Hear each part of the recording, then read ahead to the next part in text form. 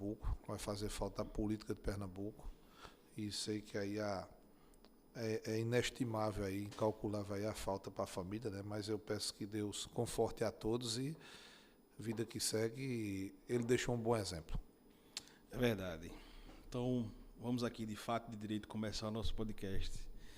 Cristiano, a gente sempre, quando começa aqui nosso podcast, a gente tem as duas vias. Quando a gente traz um político de mandato, a gente sempre tenta humanizar, para que as pessoas entendam que, para além do político, porque redes sociais as pessoas costumam sempre ver o político nas ações, o político nas entregas, mas as pessoas às vezes esquecem que existe também um pai, um esposo, um filho, né? Então, antes da gente começar, queria que você falasse um pouco. Quem é Cristiano, um CPF Cristiano?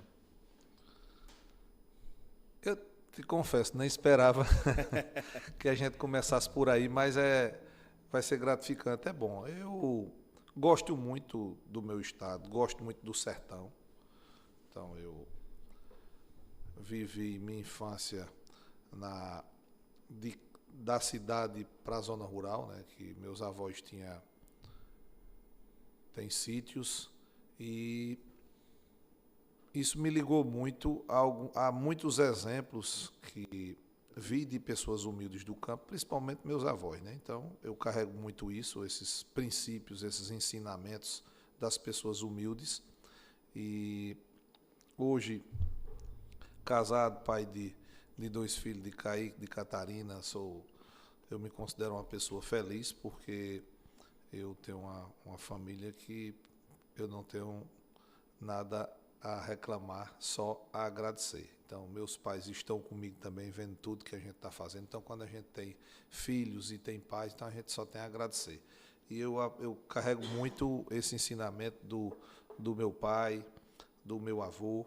Então, tem muito hoje que eu, às vezes, relato nas palestras que se assemelha aos gurus hoje da atualidade, até mesmo os filósofos, né, mais renomados. Tem algumas passagens que eu escutava isso de um cara semi-analfabeto, que era meu avô, que nasceu em 1912, hoje não está mais aqui com a gente, mas ele dizia coisas que faz todo sentido. A questão um exemplo, compartilhar, né? Então, eu me preparei muito, eu sempre me sinto preparado para compartilhar conhecimento, para compartilhar com minhas ideias, com minha luta, para fazer o bem a outras pessoas, para ajudar aos vereadores a exercer o mandato em plenitude, para mudar a vida das pessoas, para lutar contra as injustiças. E meu avô tinha um ditado que ele dizia assim, lá no sertão na cidade de Custódia, né, que a água, aí há algumas décadas atrás, hoje ainda é um bem muito precioso, mas era assim, uma coisa de muita valia, né, era muito precioso a água. E ele dizia assim, que eu nunca negasse a água, sempre compartilhasse a água da cacimba, que quando a gente compartilha a água da cacimba, a cacimba não seca. Não é isso? Então, hoje, sempre pregam no compartilhar, no doar para receber, você tem que doar. Então, veja que uma pessoa do campo, quando ele diz isso, a gente traz isso para o de hoje, né? Então, se eu tenho uma bagagem, se eu tenho um conhecimento, se eu tenho uma capacidade, eu tenho que transformar isso em ajuda para outras pessoas, né? Transformar a vida de outras pessoas. E com isso, com certeza, eu vou viver melhor, vou viver bem. Isso me fortalece, me torna feliz. Então, sou o cara aí do sertão, que gosto muito de Pernambuco. Conheço cada cantinho de Pernambuco. Eu conheço as riquezas e os problemas de Pernambuco. Eu estudei em escola pública, sou técnico agrícola, fiz técnico agrícola na escola de Belo Jardim, que eu acho que foi o meu exército, né? Porque sempre eu escutava meu pai, que meu pai serviu o exército, ele dizia que aprendeu muito no período que serviu aqui no 14RI, e eu não tive essa oportunidade de servir o Exército, mas eu estudei na Escola Agrotécnica Federal de Belo Jardim. Então, eu passei por 3 anos no regime interno, que é a metade do dia você trabalha, a outra metade do dia você estuda. E sai de dentro da casa dos meus pais com 14 anos, para morar numa escola agrotécnica, para pegar na enxada, para laborar no campo, para cuidar dos pequenos animais até os grandes animais de médio porte, né, que assim é o sistema, e estudar. Isso foi uma escola para mim, né? Então, depois fiz biologia, tenho licenciatura plena em biologia, então eu sei o que é que se passa com os professores, eu estudei, tenho licenciatura, e por último, eu fiz a graduação em Direito, foi onde eu me encontrei. Porque às vezes o jovem ele fica em dúvida, e eu tive isso também comigo. Então, eu passei um momento da minha vida que eu queria ser veterinário, aí outro momento da minha vida que eu sonhava em ser militar, aí depois engenheiro civil, professor, terminei como advogado, e hoje estou pegando tudo isso e empregando na vida pública. Então, eu pego toda essa bagagem e emprego na vida pública para transformar a vida das pessoas, porque eu acredito na política. Perfeito. Cristiano, você é vereador de mandato lá em Custódia e hoje que eu falo, nesse tempo atual, você colocou o seu nome à disposição como pré-candidato a deputado federal. Como é que surgiu essa missão de se colocar, de ter seu nome sido colocado como pré-candidato hoje a deputado federal? Eu estou na vida pública há 26 anos. Tive a primeira oportunidade em 2000 e até antes, posso dizer até antes, porque eu sempre fui um militante. Então eu me envolvi na política local, eu recebi o convite em 2000. Eu não tive êxito em 2000 porque êxito que eu digo, eu não fui eleito vereador na minha primeira campanha, porque eu já fui ali em cima das convenções, mas eu já era militante, eu já era o cara que levanta a bandeira, que ficava atuando ali nos eventos, nos comícios, né? Nos eventos aí que no interior é uma festa. A época de política é um carnaval fora de época.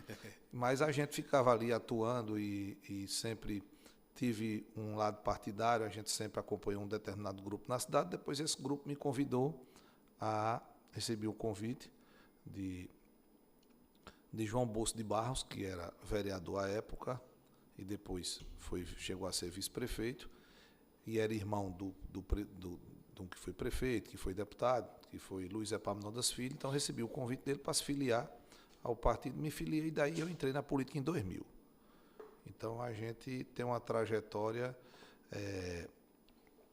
que vem trilhando aí de antes de 2000 como militante, em 2000 já pedindo voto, né?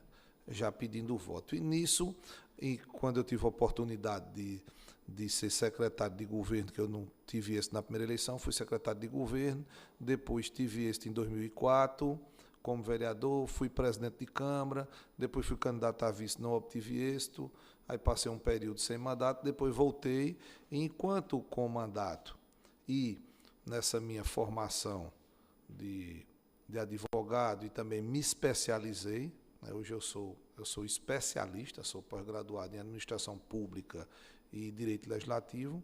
A gente multiplica a técnica do processo legislativo, da administração pública como um todo, a gente multiplica para outras câmaras, em congressos, em palestras, a nível Brasil, a nível UVB, a nível CNM. E isso a gente escutava os gestores, os vereadores, os assessores. Tu tem que dar um passo à frente, tu tem que ir mais adiante, tu está preparado, a gente precisava de um deputado assim, você é preparado. E o povo da minha cidade, e em outras que a gente presta serviço, a gente escuta também um chamado do povo. E conhecer os problemas. Quando a gente conhece os problemas, a gente não pode cruzar os braços.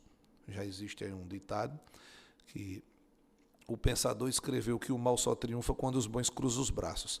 Então eu tenho preparo, tenho conhecimento de como a gente dá solução àqueles problemas. E eu conheço os problemas. Eu conheço da região metropolitana até as águas do São Francisco. Porque a gente está dentro do legislativo, de Câmara em Câmara, você vai sentindo o problema daquela cidade, da cidade pequena, da cidade de médio porte, você vai percebendo o problema da saúde, o problema da segurança, o problema do trânsito, o problema da educação, dos servidores. Nós também, militando enquanto advogado, a gente conhece esses problemas que envolvem os servidores, então eu não posso cruzar os braços. Então tem esse chamado do povo da minha cidade, do povo de Pernambuco, e por mim conhecer os problemas e saber dar soluções, eu não posso cruzar os braços. E também, para fechar tudo isso, houve uma convocação do Progressistas, né, do meu líder, a NIF Pernambuco, que é Eduardo da Fonte. Houve o convite do presidente da Federação União Progressistas para que eu concorresse a uma vaga da Câmara Federal. Então, hoje, nós estamos pré-candidato a deputado federal. Perfeito. Cristiano, pergunta aqui de 1 milhão. Como é que tu consegue arrumar tempo? Mandato, família e ainda presta serviço para outras câmaras de vereadores. É simples. É minha vida. Não existe divisão.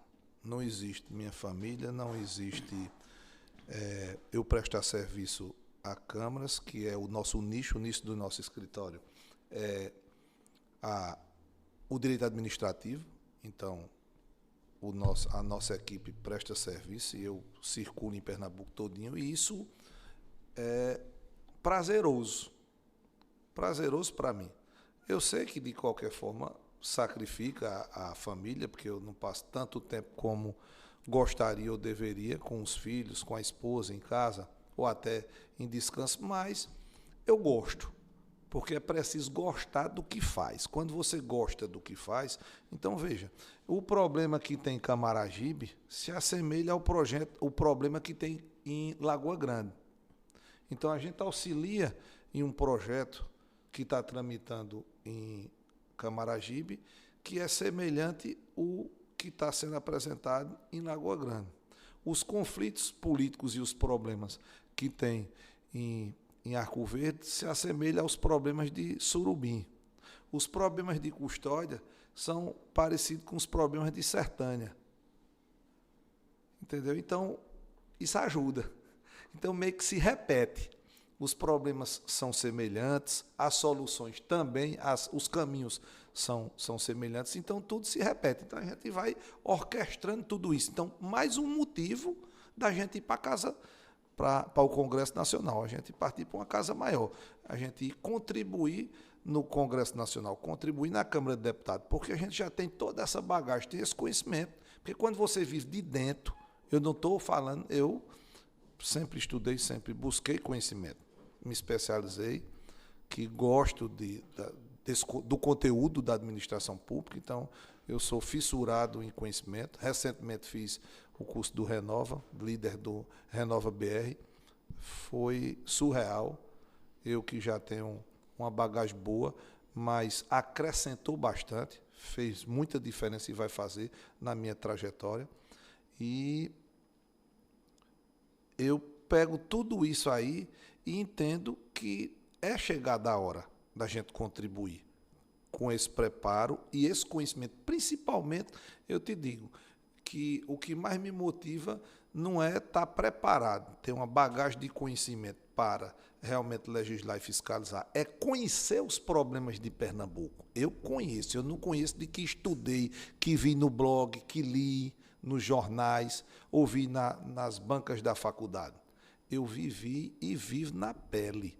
Então, eu vivo o Legislativo Mirim, que é o Legislativo Municipal, e com isso também os problemas do município, os problemas do estado de Pernambuco. Isso me credencia. Eu me sinto preparado para a gente contribuir com o estado de Pernambuco. E assim vamos fazer. Perfeito. E o senhor falou que está indo para o seu 4º mandato, é isso? E 3 como oposição. Como é que o senhor consegue equilibrar esse trabalho de oposição com seriedade, compromisso? Porque eu bato muito aqui na tecla. Já vieram alguns vereadores aqui de Recife, de outros municípios. Alguns são situação e outros são de oposição. E aí a gente sempre questiona, sempre pergunta, na verdade, nem questionar, a gente sempre pergunta e toca nessa tecla, com os que são de oposição, como é que ele consegue ter essa visibilidade de oposição, porque às vezes eles são ofuscados pela máquina pública, e ter uma responsabilidade nessa fiscalização de oposição. Muitas vezes a gente vê o vereador, e eu não quero falar especificamente de ninguém, mas a gente vê um vereador, ele aponta a dedo, ele faz o maior carnaval nas redes sociais, mas não solucionou aquele problema. Você vai lá um mês, continua aquele mesmo problema.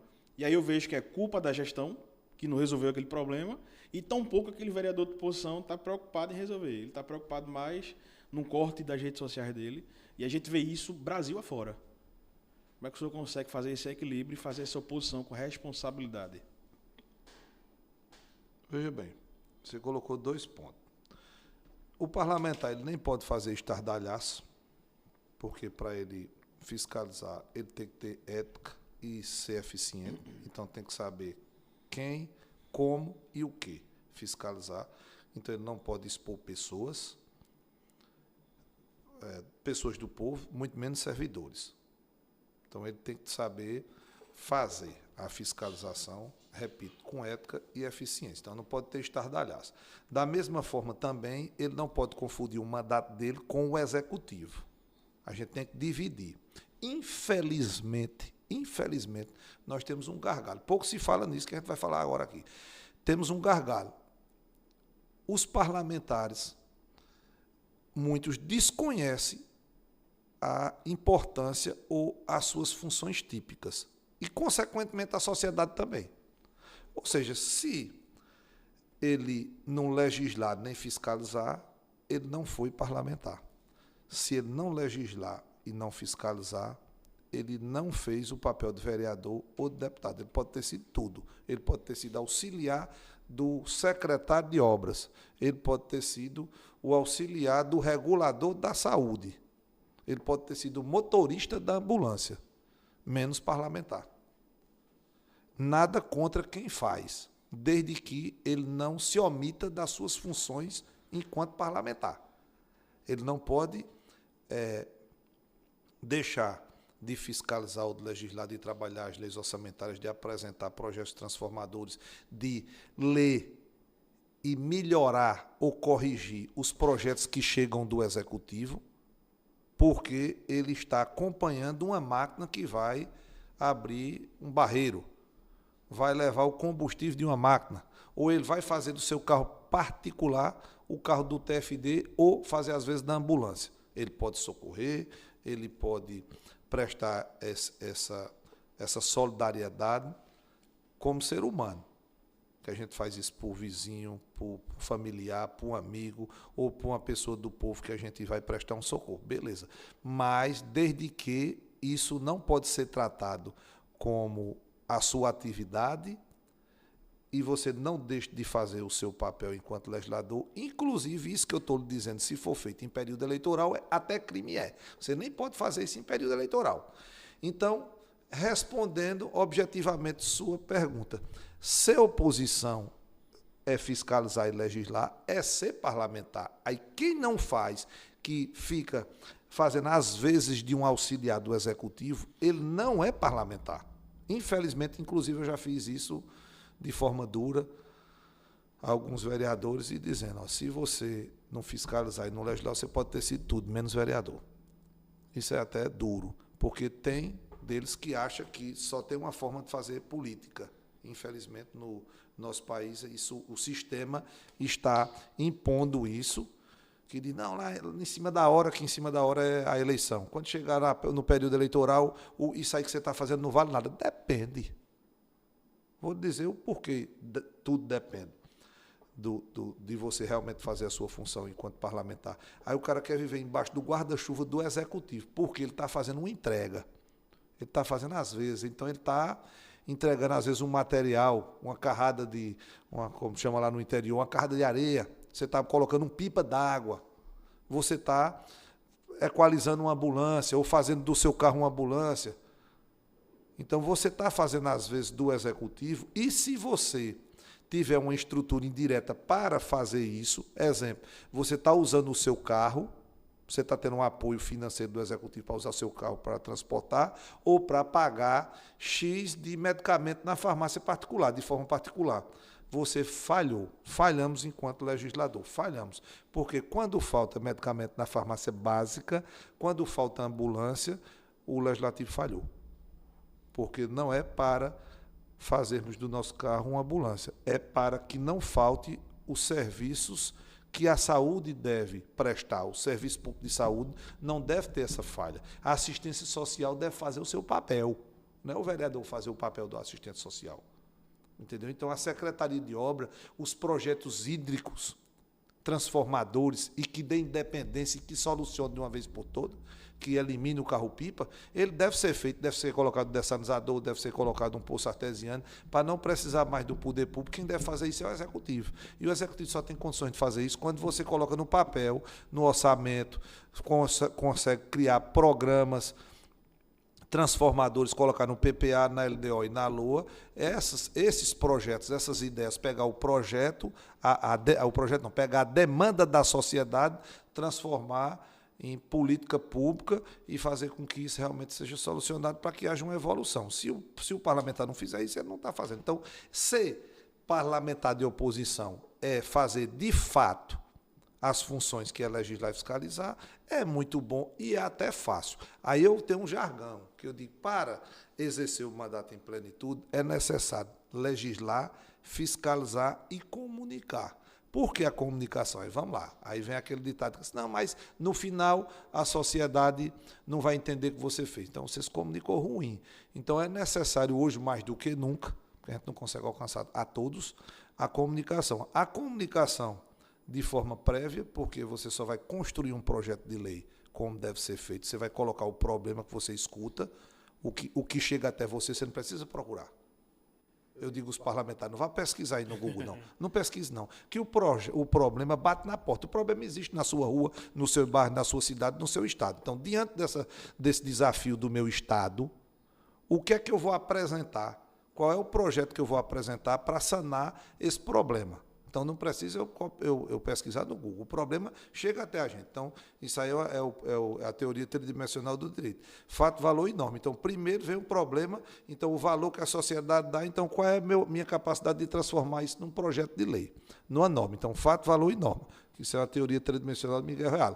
Coloco no papel um projeto transformador. Coloquei no papel, fiz a diferença. Como é que eu construo isso? Eu não escutei, eu não estou dizendo a você que o problema chegou até a mim. Vamos para a audiência pública. Os autistas. Hoje eu construí no final do ano passado, o Estatuto da Pessoa com Autismo na minha cidade. A gente mobilizou os pais. Eu era minoria. E sou ainda minoria na minha Câmara. Como foi que eu obtive êxito na aprovação por unanimidade? Porque eu me comuniquei. Eu dei ciência, eu recebi o problema, coloquei no papel uma solução, porque hoje tem problema. Os educadores têm problema. Hoje a gente não pode fazer de conta que está apenas ali ocupando o tempo daquela criança. Tem que, de fato, transformar e educar. E existe uma forma adequada. Inclusive, a legislação tem sempre se atualizado em relação a isso. Então, o município precisa sempre estar preparado para cuidar dessa criança na escola. Mas não é só cuidar da criança na escola, é dar o suporte que o professor precisa. Então, a gente colocou isso no plano, a capacitação constante daquele professor de apoio, ele tem que ser capacitado, e os pais têm que ter o apoio. Então, tem que cuidar de quem cuida. Em se tratando do autismo, do autista, tem que se cuidar também de quem cuida dos pais e cuidar e dar o suporte ao sistema de educação público para que tenha aquela eficiência no cuidar, no educar da criança com autismo. Então, como foi que eu consegui, eu minoria, ter o voto por unanimidade? Porque houve uma comunicação. Eu divulguei o projeto, eu mobilizei os pais. Então, a comunicação ela faz parte do antes e faz parte do depois. Por que depois? Porque a gente tem que mostrar os bons frutos, os resultados do nosso trabalho, para depois vem o quê? Vem o reconhecimento. Então, a comunicação, porque a sociedade, Caio, não basta a gente fazer. Para fazer bem e acertar, que isso serve para o executivo também. Isso que eu estou falando da comunicação, o executivo mais do que nunca. Aí tem as leis, a gente pode falar mais adiante, a construção dos orçamentos de forma participativa. Então, o executivo ele tem que escutar a sociedade, aí ele acerta no seu planejamento. Então, primeiro você tem que escutar para saber o que é que vai colocar no papel, quais são os projetos necessários e quais as prioridades, porque o recurso não tem para tudo. Então, se eu não tenho recurso para solucionar tudo, eu tenho que priorizar. Então, por isso é importante a escuta. A audiência pública ainda continua sendo a principal ferramenta do gestor público, bem como do parlamentar. Então, você escuta e depois você tem que transmitir porque o que é que o político quer, além de transformar vidas. Qual é o prêmio? Além de eu ver uma mãe feliz com seu filho, uma pessoa que recebe os cuidados necessários da saúde, da educação, no fundo, a gente quer um reconhecimento. E o reconhecimento ele vem para quando você um dia sair da política, você ser reconhecido como alguém que transformou vidas. Como é que você quer ser lembrado? Se você ficar, você garantiu uma reeleição. Não vamos ser demagogos. O político quer garantir uma reeleição ou ascender a um cargo maior. A palavra é reconhecimento. Então, é necessária a percepção da sociedade de que você representa a sociedade. Caio representa a sociedade. Cristiano representa a sociedade. Inclusive, na minha última campanha, tinha um hashtag. Você me representa. Eu recebi abraços do povo com essa afirmação. Então, isso foi muito gratificante para mim. Isso é uma energia. Isso é meu combustível. Quando uma pessoa do povo lhe abraça, uma pessoa, às vezes, até desconhecida, lhe abraça e diz, ainda bem que a gente tem você lá. Você me representa. Isso é fruto de legislar, fiscalizar e comunicar. E quando você faz isso, aí eu te digo, é mais fácil fazer quando você, que eu não sei nem se a palavra, se a gente mais adiante, vamos construir aí uma palavra mais adequada, que parece até ser pejorativo, ser oposição. Quando você é minoria, quando você não é da base do executivo, você é minoria e você consegue fazer essas transformações e representar o povo até melhor. Boa. Então, hoje o senhor coloca ali seu mandato como um mandato representativo, que é aquele mandato construído junto com a sociedade, junto com as pessoas. Eu costumo dizer o seguinte, que um político ele tem um poder social muito forte.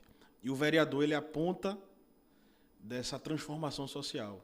Então, nada melhor do que ele fazer um mandato coletivo, ouvindo as pessoas, trazendo para perto, para cada vez mais ele erre menos e acerte mais. Assim, já foi o tempo que político ele entrava no gabinete e dizia assim, rapaz, vamos fazer um requerimento aqui, até mesmo o executivo, vamos fazer uma praça ali, construir uma quadra de vôlei, uma quadra de skate, uma pista de skate.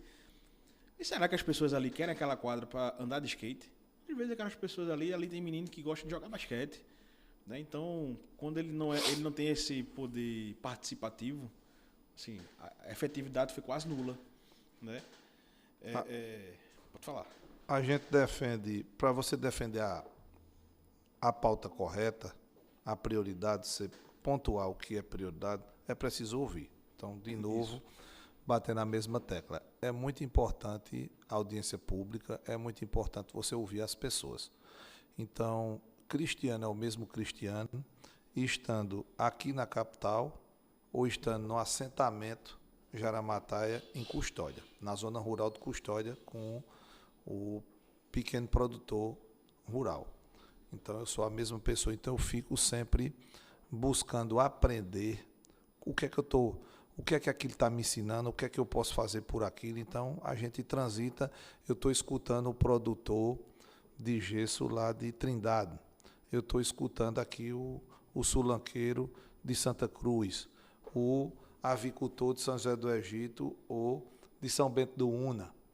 Então, quando a gente escuta o cara que cria caprino em Sertânia, o produtor de uva e de vinho lá de Lagoa Grande, que hoje ele quer investir também, aproveitando a área de sequeiro, na caprina ou vinocultura. Então, quando você escuta, você vai escutando e por onde é que eu posso ajudar? O que é que está faltando aqui? O que é que está faltando para esses caras dar um boom? Então, eu sinto que falta para o Polo GC de Trindade, que é Trindade, Publi, Oricuri e Araripina, que hoje produz mais de 90% do gesso do Brasil sai de Pernambuco, falta um apoio desde da esfera federal a estadual e políticas voltadas a um apoio daquela localidade, dessa exploração da gipsita. Então, é necessário uma política voltada para o incentivo. Eles precisam de um incentivo de toda natureza, inclusive financeiro. Incentivo financeiro, de treinamento, porque também envolve aí a questão do meio ambiente, porque alguns usam lenha, outros já estão usando energia renovável. Precisa da ferrovia, precisa da duplicação da 232.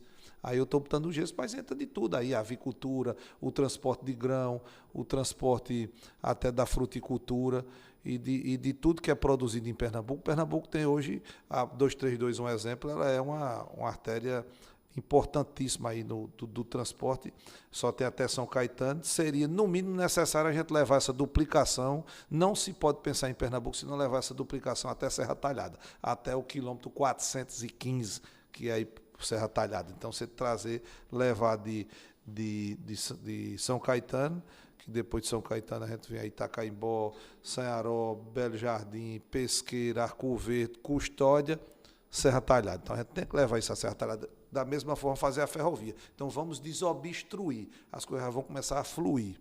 Se você desobstruir a 232. Aí, tudo isso, veja bem,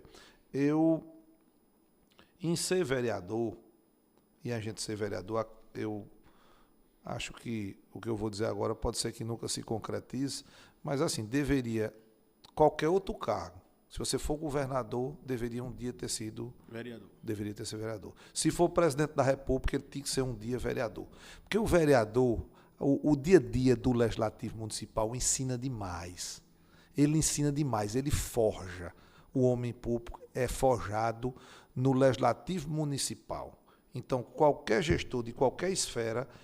Então, eu me sinto privilegiado, eu me sinto preparado por ter passado, por estar hoje no Legislativo Municipal, por assessorar vários legislativos, por hoje ajudar a vereadores de todo o Brasil a exercer o mandato em plenitude. Isso me encoraja e me dá preparo, porque a gente sabe enfrentar os problemas. Então, você faz uma leitura mais perfeita.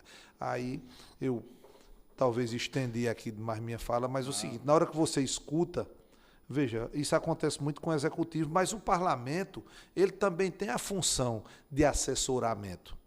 Porque quando você, além de você legislar, pontuar as emendas no orçamento, que é a principal lei do planejamento do orçamento público, você também pode só indicar, que é a indicação propriamente dita. Então, vou direcionar uma demanda a um secretário de Estado, a um secretário municipal, a um ministro, a uma autoridade de algum órgão, de algum estatal. Então, quando eu vou direcionar aquela indicação, eu estou na função de assessoramento. E nesse momento de construção das leis orçamentárias, o parlamento é importante também. Aí a gente assiste, o prefeito ele vai fazer uma quadra, mas a população queria o saneamento. Aí ele faz o saneamento, aí o pessoal queria água potável naquele distrito. Quando isso é construído com a escuta ativa, quando isso é construído através de audiências públicas e de escutando as pessoas da comunidade, o legislador consegue colocar no papel a solução, a política correta, e o prefeito ou o governador, o presidente, consegue executar de forma correta. Quantos elefantes brancos não tem no Brasil? Na minha cidade tem uma creche abandonada, construída aí talvez 30%, 50%. Em Arco Verde tem uma estrutura de creche abandonada no meio do caminho. Em quase toda a cidade de Pernambuco tem uma obra, tem um elefante branco abandonado. Então isso é desperdício, isso aí é falta de eficiência e quem perde é a sociedade. Então só tem como resolver isso aí com pessoas comprometidas e construindo de forma participativa. E nessa forma participativa e de ouvir de prioridade, eu deixo aqui uma dica para tudo que for prefeito. Para quem quer acertar. Se ele fizesse um passo, se ele der um passo agora, eu vou dar aqui um insight, né, para os gestores, escuta os agentes comunitários de saúde. Se der ouvido aos agentes comunitários de saúde, se um prefeito reunir mensalmente o seu grupo de agentes de comunitário de saúde, ele não erra. Ele vai responder, vai fazer realmente o que a sociedade precisa, vai priorizar aqueles problemas que estão mais latentes. se ele escutar os agentes comunitários de saúde. O agente comunitário de saúde está todo dia na porta do povo. É verdade. Ele está dentro da casa, ele está sabendo o problema. A mulher reclama da escola, ela vai reclamar da saúde, ela vai reclamar da estrada. Ela vai dizer se a rua dela precisa de quê, e ela vai dizer o que é que precisa de urgente. Às vezes a gente está sonhando em levar uma quadra poliesportiva. Ela disse, eu só queria que tirasse esse esgoto da minha porta para o menino poder brincar. Aí como é que a gente consegue fazer essa leitura? Escutando. Ou escuta o povo, ou escuta os agentes comunitários de saúde. Perfeito. E aí, veja só, o senhor fala muito em trazer a saúde para perto do povo. O senhor fala agora também de saúde. A gente pode colocar aqui que saúde é uma das suas principais bandeiras como pré-candidato hoje a deputado federal. É a 01. E mais importante, melhor do que isso, e o que é que significa também isso, trazer saúde para perto do povo na prática? A saúde, o serviço público de saúde é a bandeira 01 da nossa pré-candidatura, do nosso projeto político. Porque é o que dói de imediato, né? Até um trocadilho que a doença dói, mas é o que sente, é o que chega ali, o que reflete de imediato. Então, não se pode esperar. É questão de vida, de dignidade. Então, a saúde é a 01, depois a segurança e a educação. Então, vamos abraçar essas três bandeiras. Mas vamos pontuar aqui em que é que a gente poderia, isso aí que você diz, aproximar. Também começando por aí. Então, vamos subdividir o serviço público de saúde. Dentro da leitura que tu faz, Cristiano, o que é que tu diz? Veja só, hoje eu contei anteriormente que o transporte do TFD, ele está para a sociedade como, de hoje, como a cesta básica estava para os acometidos pela seca na década de 80. Então, você receber a cesta básica era necessário e salvava vidas. Mas o importante é as pessoas não precisarem receber a cesta básica para sobreviver. Vamos para a saúde. Então, o TFD é necessário hoje e vamos aplaudir. Dignidade no transporte, conforto nesse transporte tem que ter hoje. Mas a gente tem que significa TFD? Só para transporte, tratamento fora do domicílio. Tratamento fora do domicílio. São os ônibus que vêm do interior para a capital, para os grandes centros, trazendo as pessoas que vão fazer hemodiálise, que vão fazer a média e alta complexidade. As mulheres que são impedidas de dar luz na cidade do interior, então tem que ser transferida para os grandes centros. Então, é necessário a gente trabalhar a política pública para que não seja, ou que seja cada vez menos necessário, o transporte para essas pessoas de tratamento fora do domicílio. Ou seja, o TFD seja cada dia menos necessário. Hoje temos que fazer, sim, o TFD de forma digna e com conforto, mas trabalhar para que isso seja eliminado com o tempo. Como assim, Cristiano? Trazer os centros de especializações para o interior, levar para o interior, para os polos e para o interior. Todos os interiores têm que ter um serviço público de saúde que a sociedade não precisa estar dentro. Imagine, dentro do ônibus, imagine o cidadão sair de Ipubi, que a gente encontra os ônibus do TFD de Araripina, de Lagoa Grande para a capital, de que às vezes também joga para o polo de Petrolina ou do Juazeiro, que hoje o SUS é unificado, né?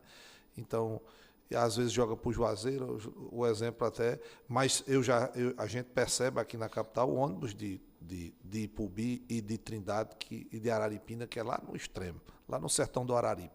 Mas quando você pensa em Salgueiro, de Salgueiro para cá, que aí dá mais de 500 quilômetros, então veja, uma pessoa fazer uma hemodiálise, aí você precisa sair do interior para um grande centro, isso é muito desgastante, porque a hemodiálise já é um processo muito delicado. Então a gente tem que eliminar, tem que trabalhar para eliminar o tratamento fora do domicílio, que é levar essas especializações para o interior.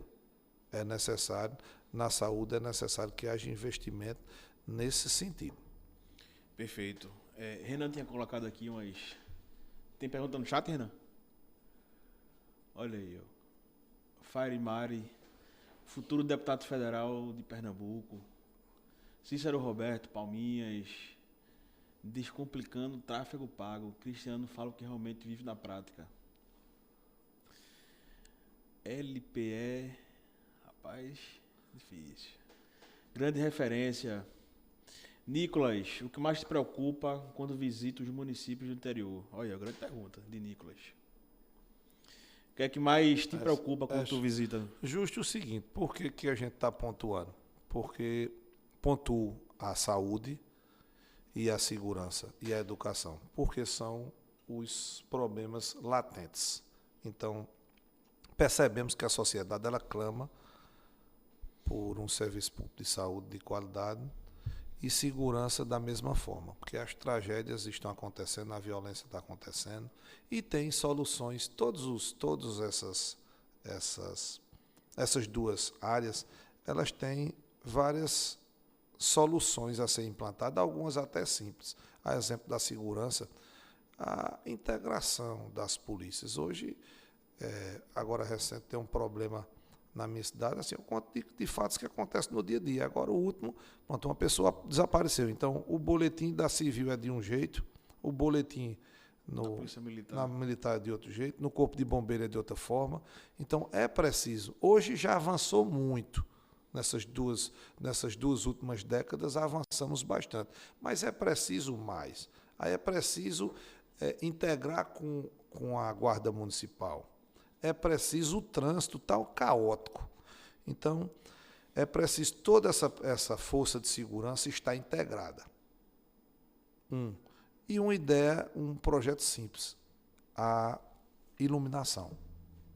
Se a iluminação pública funcionar em todos, diminui, você não sabe, isso tem estudos de forma significativa. Então, veja, um detalhe tão simples, que o cara pensa em arma, em metralhadora, em fuzil, quando pensa em segurança. A lâmpada do poste é segurança pública.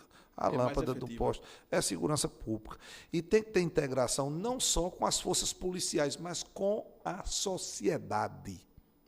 Eu fui premiado em 2009 com o mérito legislador pelo Senado Federal, por um projeto que eu apresentei em Custódia, que era o Conselho da Paz, onde integrava, além das forças de segurança, o Conselho Tutelar, o Ministério Público, o Legislativo e o Executivo, a assistência social.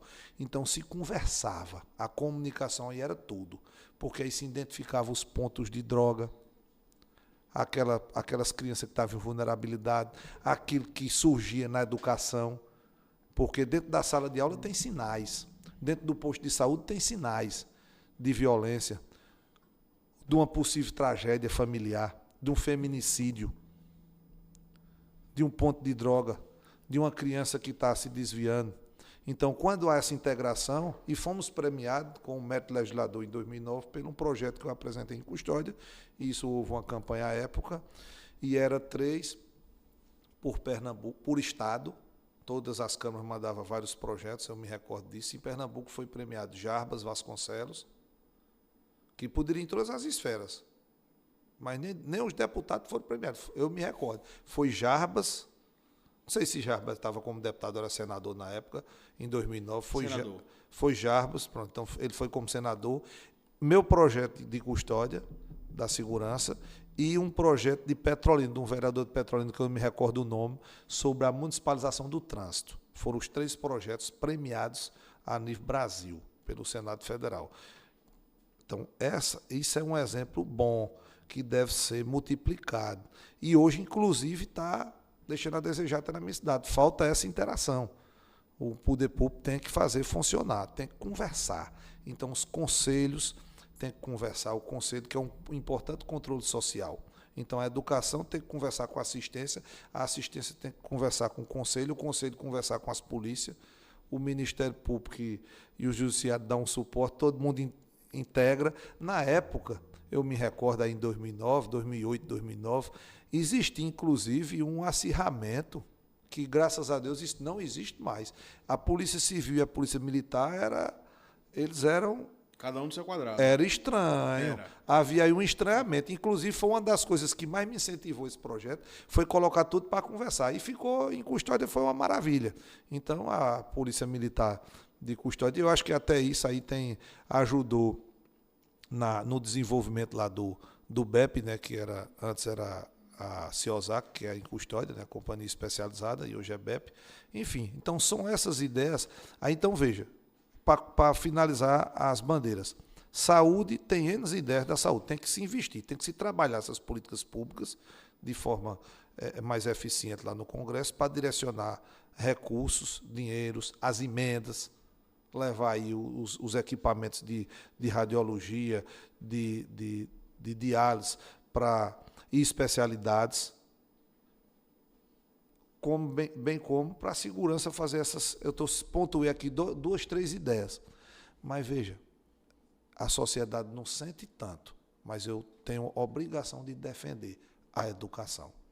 Se você for para uma dona de casa, ela não vai dizer de imediato que é educação. Diz o servidor, diz a professora, diz a merendeira, diz a pessoa que está envolvida diretamente com a educação. Mas a mãe e o pai talvez não respondam que é educação a principal dor. Responde quem está envolvido diretamente com o serviço de educação. Mas a família não responde de pronto. Mas para a gente ter mais saúde e mais segurança, é preciso a base. E a base de tudo isso é a educação. Então, não pode existir, a gente não vai evoluir para uma saúde melhor e para mais segurança, porque quando nós temos educação, tem mais oportunidade, tem mais liberdade de escolha, tem mais desenvolvimento econômico. Então, diminui o latrocínio, diminui o estupro, diminui o tráfico de droga, diminui os viciados, diminui os descasos com a saúde, porque o cara vai saber se comportar melhor, a dona de casa vai saber tratar melhor os filhos, e, enfim, a família vai se tratar melhor e vai obedecer todo aquele regramento, aqueles protocolos de saúde, porque teve educação. Quando não tem mais educação, estoura na saúde, estoura na segurança. Então, quando estoura o problema aqui na saúde, estoura na segurança, além da incompetência e do descaso e da falta de vontade política, que fora a educação, aqui do lado de embaixo tem a educação e também na base aqui tem a vontade política. Então, se a gente não tiver bons políticos, não tem que ter bons políticos e investimento em educação. Aí a gente salva os dois aqui, os dois gargalos, que é a dor. Você vai perguntar o pai de família ou a mãe, ela vai responder que é algo da educação ou algo da segurança, porque são os traumas, é o que dói agora. É educação, é saúde e segurança. É exatamente isso, o tópico que eu ia entrar agora, educação. Veja, o senhor é vereador, obviamente, e fiscaliza ali a legislação que faz, ela é voltada ali para a primeira infância, né? E aí é a porta de entrada na educação. Como é que o senhor consegue enxergar a educação como uma solução estrutural e fazer com que as crianças, já da primeira infância, elas consigam entrar, porque exatamente essa dor da família é a dor principalmente da mãe, a mãe que às vezes ela é abandonada pelo pai, então ela não tem aquele suporte para dar, e às vezes é a creche que seria esse suporte, e às vezes o município ele não consegue dar esse suporte porque não tem vaga de creche, porque o município só tem 1 ou 2 creches, e aí não consegue suportar com a alta demanda.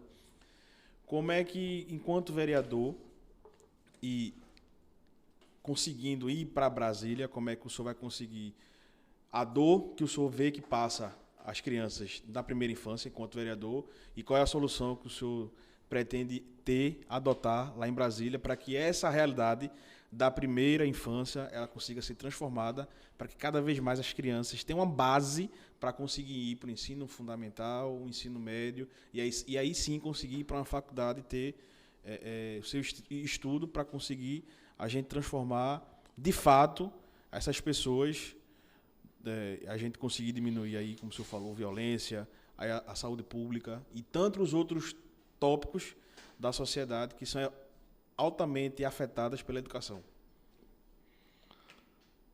O parlamentar tem a obrigação 01 de fiscalizar, principalmente os recursos da educação. Hoje, do município, o volume grande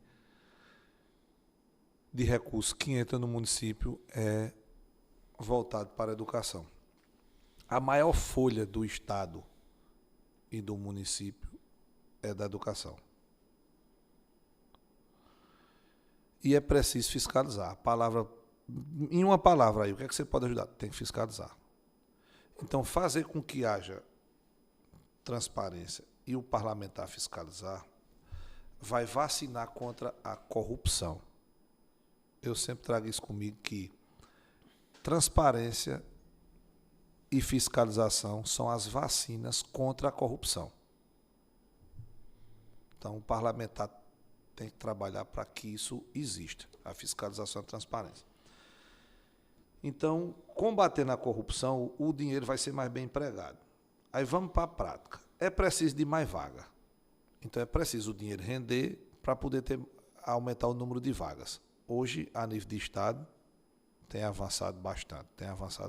Mas, tiro por minha cidade, as salas estão inchadas.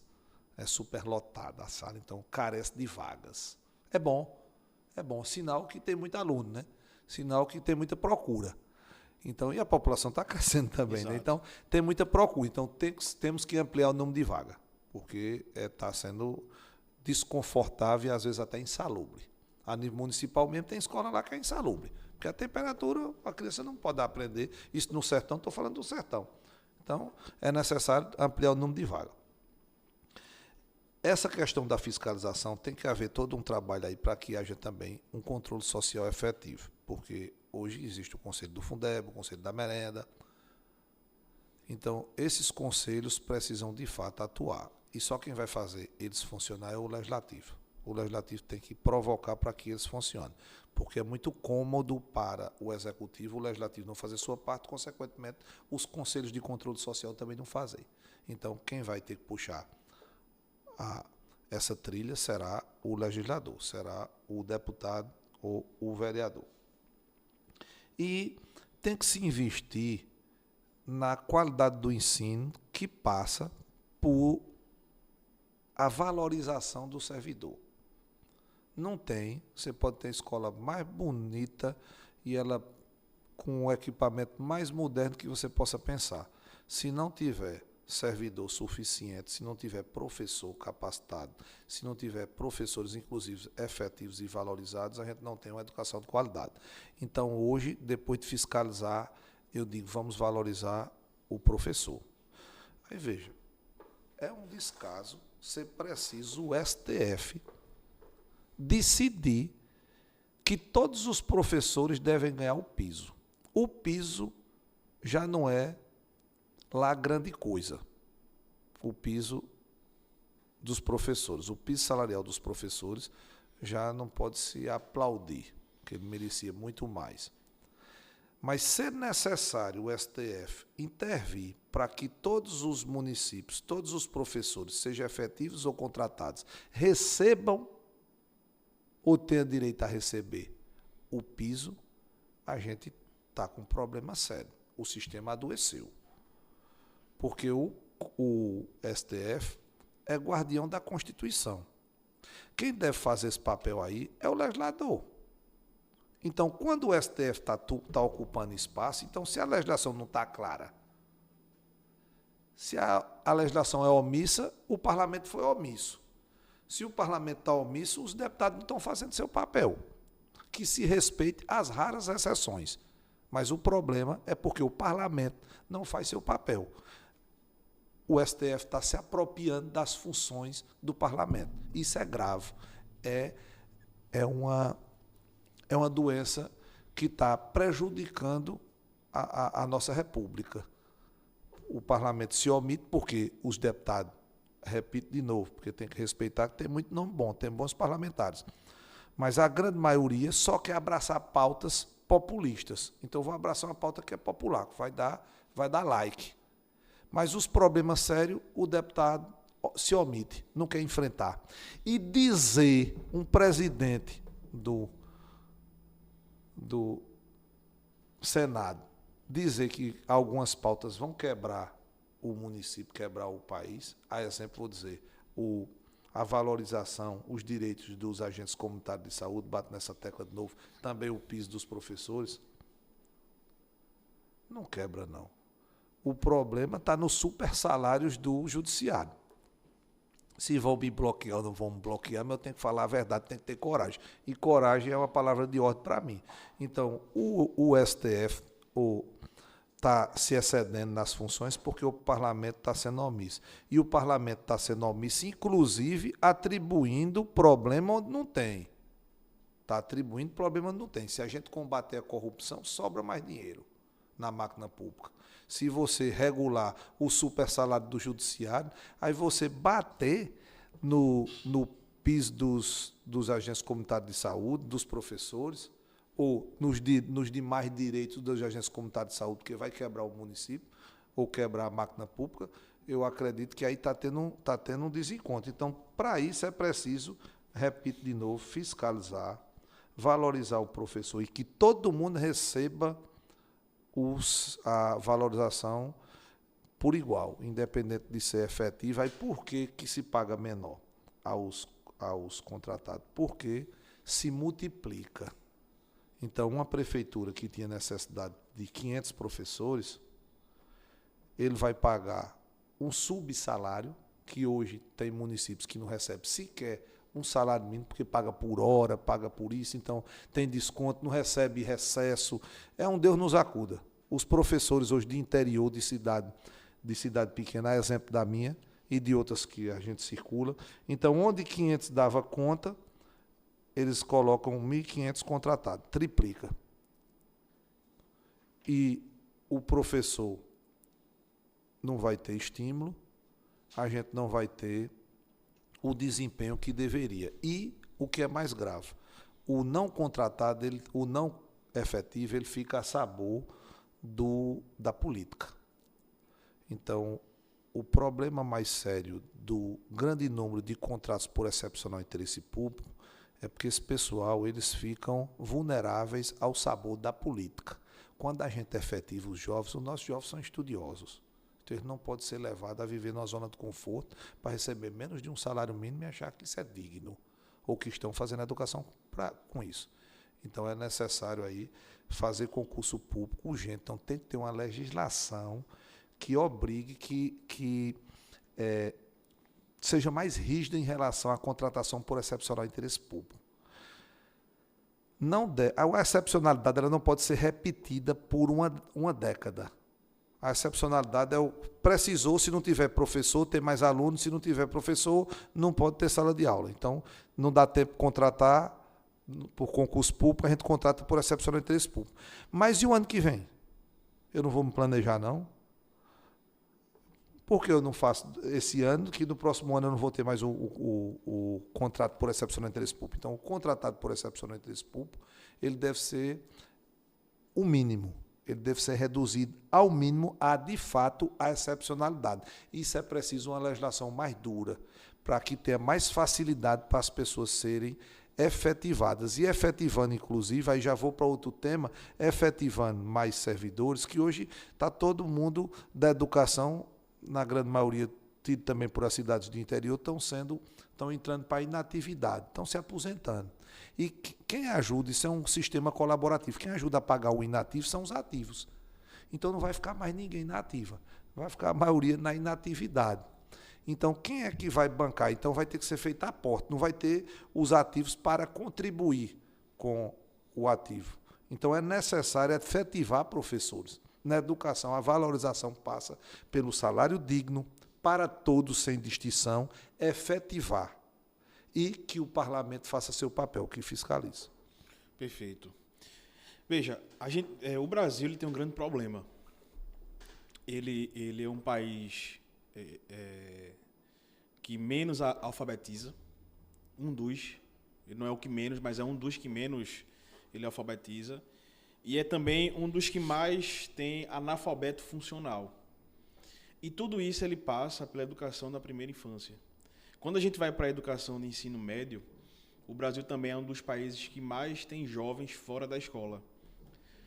Como é que a gente consegue mudar esse cenário para, primeiro, alfabetizar essas crianças e alfabetizar para que elas não sejam analfabeto funcional e para que o jovem ele consiga, o jovem que está na escola, ele não saia da escola e aí consiga se formar no seu ensino fundamental, ensino médio, e aí a partir disso ir para o ensino superior, se quiser, e ir-se embora na sua carreira.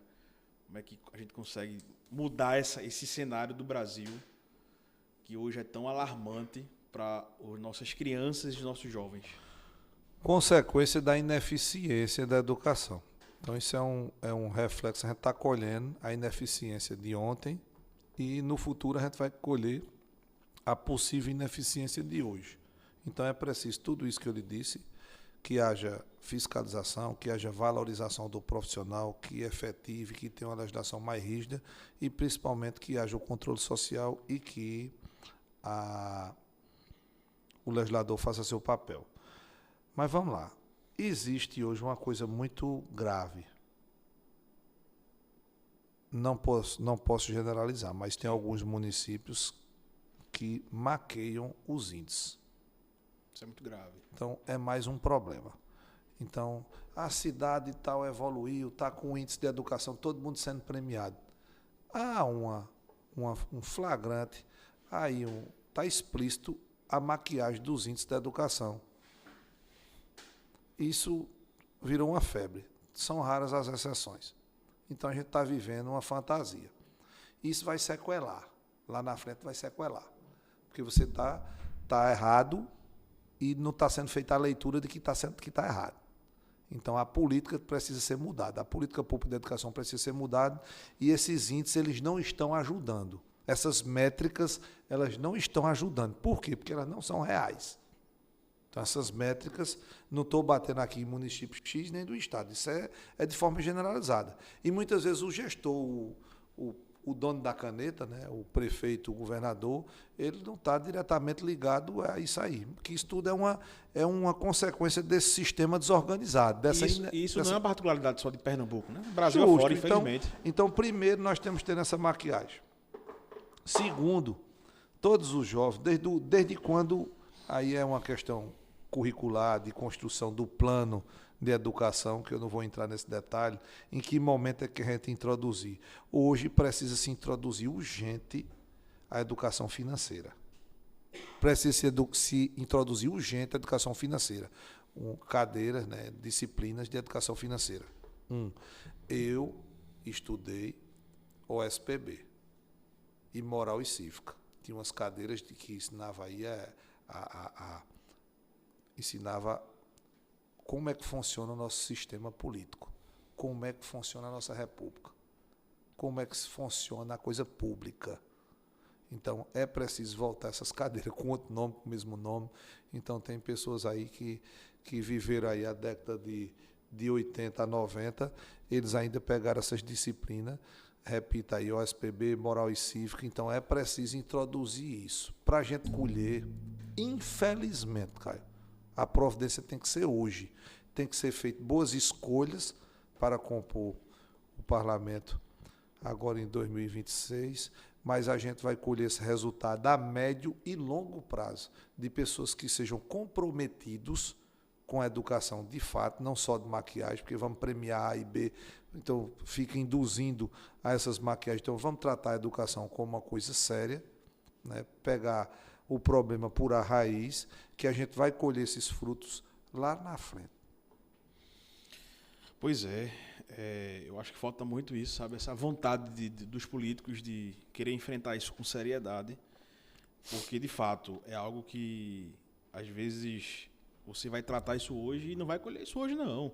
É a médio e longo prazo, né? A gente vai ver esse reflexo isso ao longo dos anos.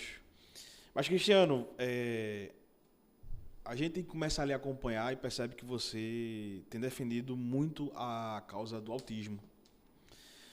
Porque essa pauta, ela para você é tão importante e você tem algum projeto para, seja como vereador ou vindo a ser um deputado federal a nível nacional, existe algum projeto para essa bandeira do autismo? Várias ideias a gente abraça nessa linha, que aí está ligado à saúde, à educação e à assistência.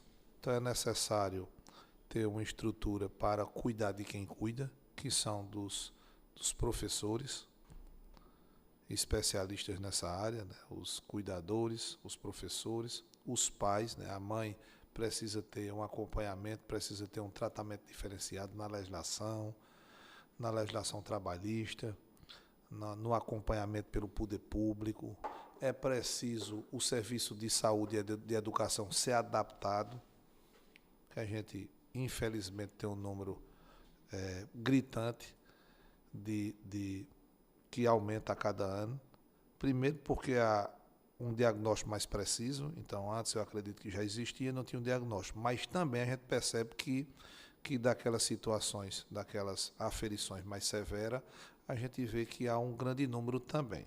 Então, aqueles que tinham-se dúvida do que era, está sendo diagnosticado e está sendo acertado e beleza. Mas a gente vê que no todo há um crescente número de crianças que nascem com essa especialidade. E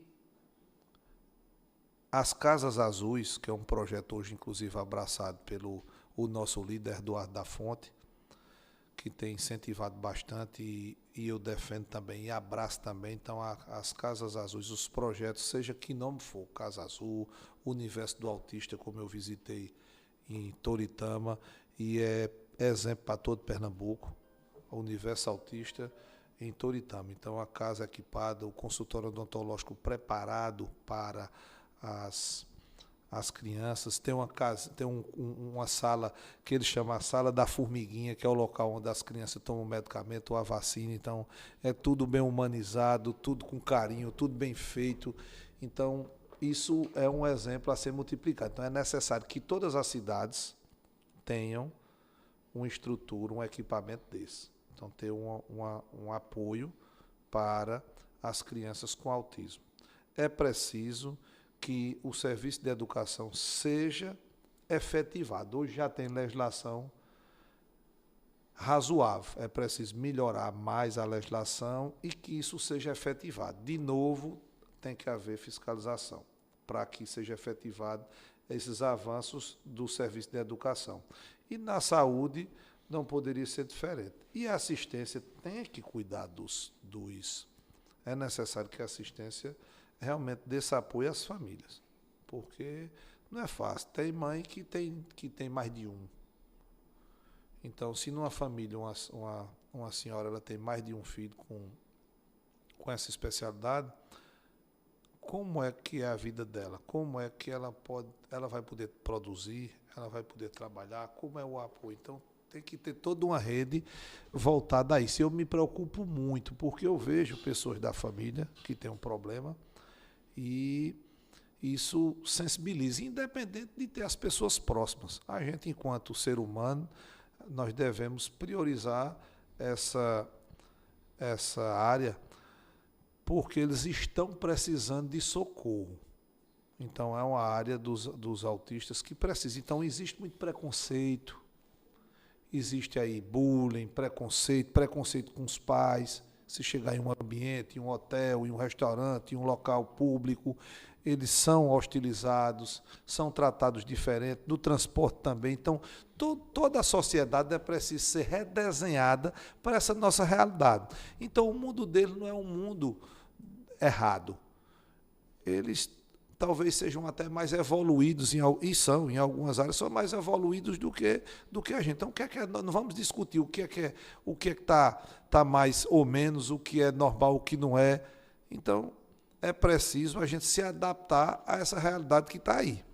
Então, é preciso ter pessoas com coragem e que abracem a causa. Então, eu não posso deixar de abraçar dentro da área da saúde, a gente abraçar, que aí entra saúde e educação, a gente abraçar que isso é uma questão humana. Então, é uma questão humana. Eu não posso deixar de abraçar a causa dos autistas. Eu sou muito sensível a essa causa. É impossível aqui entrar em detalhe, porque é preciso ser especialista. E se a gente for discutir aqui o auxiliar de sala, então dava um podcast só para a gente discutir os auxiliares de sala. Agora, é um absurdo um auxiliar de sala não ser bem remunerado, não receber o piso do magistério, não receber o piso inerente aos professores. É desumano apenas cuidar para que a criança não caia, ou fazer com que ele fique ali intertido, ele fique brincando para não atrapalhar os demais. Então ele precisa ser educado, ele precisa ser inserido na sociedade, porque a sociedade depende disso. Então veja que é um ponto a ser trabalhado, os que estão trabalhando diretamente com a educação e os que cuidam para cuidar quem cuida, para cuidar da mãe, qual é o apoio que a mãe precisa e da criança na educação. Então isso é para ontem, é preciso abraçar. Aí só esse tema do auxiliar de sala daria um podcast. Veja, uma coisa que eu percebi muito aqui é que você fala muito em fiscalização. Eu acho que deve ser uma bandeira sua também, essa área de fiscalizar. E aí, como é que você pretende manter essa postura lá em Brasília, como deputado federal, de fiscalizar, e aí, obviamente, lá em Brasília, o governo federal? Ou, assim, para onde vai as emendas, né, para os municípios, as prefeituras, enfim, governo do estado, ou os governos do estado, né? Um deputado federal, ele também pode fiscalizar para onde está indo o nosso dinheiro no âmbito nacional, né? Eu inicio dizendo que o sistema está doente. O Congresso Nacional adoeceu. O sistema político está pelo avesso, porque ser necessário o STF para que se fiscalize as emendas parlamentares, o STF baixou uma decisão, então houve aí uma decisão do Flávio Dino para que se aumente a rastreabilidade e a transparência das emendas parlamentares. Então, os municípios, os estados, o que foi empregado de emenda parlamentar, existe todo um rigor hoje para se adaptar à legislação que já é aplicada a nível federal. Não era necessário que o STF fizesse essa intervenção. O parlamentar precisa fiscalizar. Então, a gente não vê essa característica no deputado federal. A gente não vê essa característica. Repito que se respeita as exceções. A gente não vê. Da mesma forma que, se você for visualizar minhas redes sociais e verificar meu histórico ou fazer alguma pesquisa em qualquer site de busca, você não vai encontrar nenhum conteúdo sensacionalista. Eu nunca fiz uma fiscalização de quebra-porta, de expor pessoas. Então, não é necessário. Eu trago o exemplo de uma escola em que eu fui fiscalizar e, para me fiscalizar, eu entrei em contato com a secretária, avisei que iria 2 dias antes, com 2 dias, deixa eu corrigir aqui, eu avisei que iria 2 dias depois, eu avisei 2 dias antes que iria 2 dias depois, eu iria fazer a fiscalização e que ela, se possível, estivesse me aguardando e que a direção da escola estivesse preparada que eu iria visitar, porque eu havia recebido uma reclamação dos pais, porque havia uma pintura imoral lá numa sala de aula e que ninguém dava conta e que tinham banalizado e que não tinha solução e estava constrangendo aluno, pai e outros professores que não concordavam. E tinha banheiro de forma inadequada, sem porta, aquilo outro. Quando eu fiz esse aviso e fui 2 dias depois, pasmem, quando eu cheguei na escola, eu fui recepcionado por um banquete, um mega café da manhã. Então já fui arretado. Então já fui recebido pelo mega café da manhã. E pedi, após esse café, que a pessoa da direção me apresentasse a escola. E me dirigi às salas de aula, inclusive aqui tinha um problema, não existia mais o problema, os banheiros estavam tudo bem cuidado, e estava com porta, e a escola tinha sido recém-pintada. Fizeram um upgrade na escola inacreditável em 2 dias. Ou seja, o problema foi resolvido. Então, veja, com um telefonema, vamos interpretar o desfecho. Com um telefonema, quando eu fui fazer a visita em loco, os problemas não mais existiam, aqueles que me reclamaram. Então, é esse o tipo de trabalho. Você tem que saber fazer a fiscalização. É necessário saber fiscalizar. Então, veja o poder. Se um vereador tem um poder de, com uma ligação, aí eu digo, não, mas se eu ligar não vão me atender.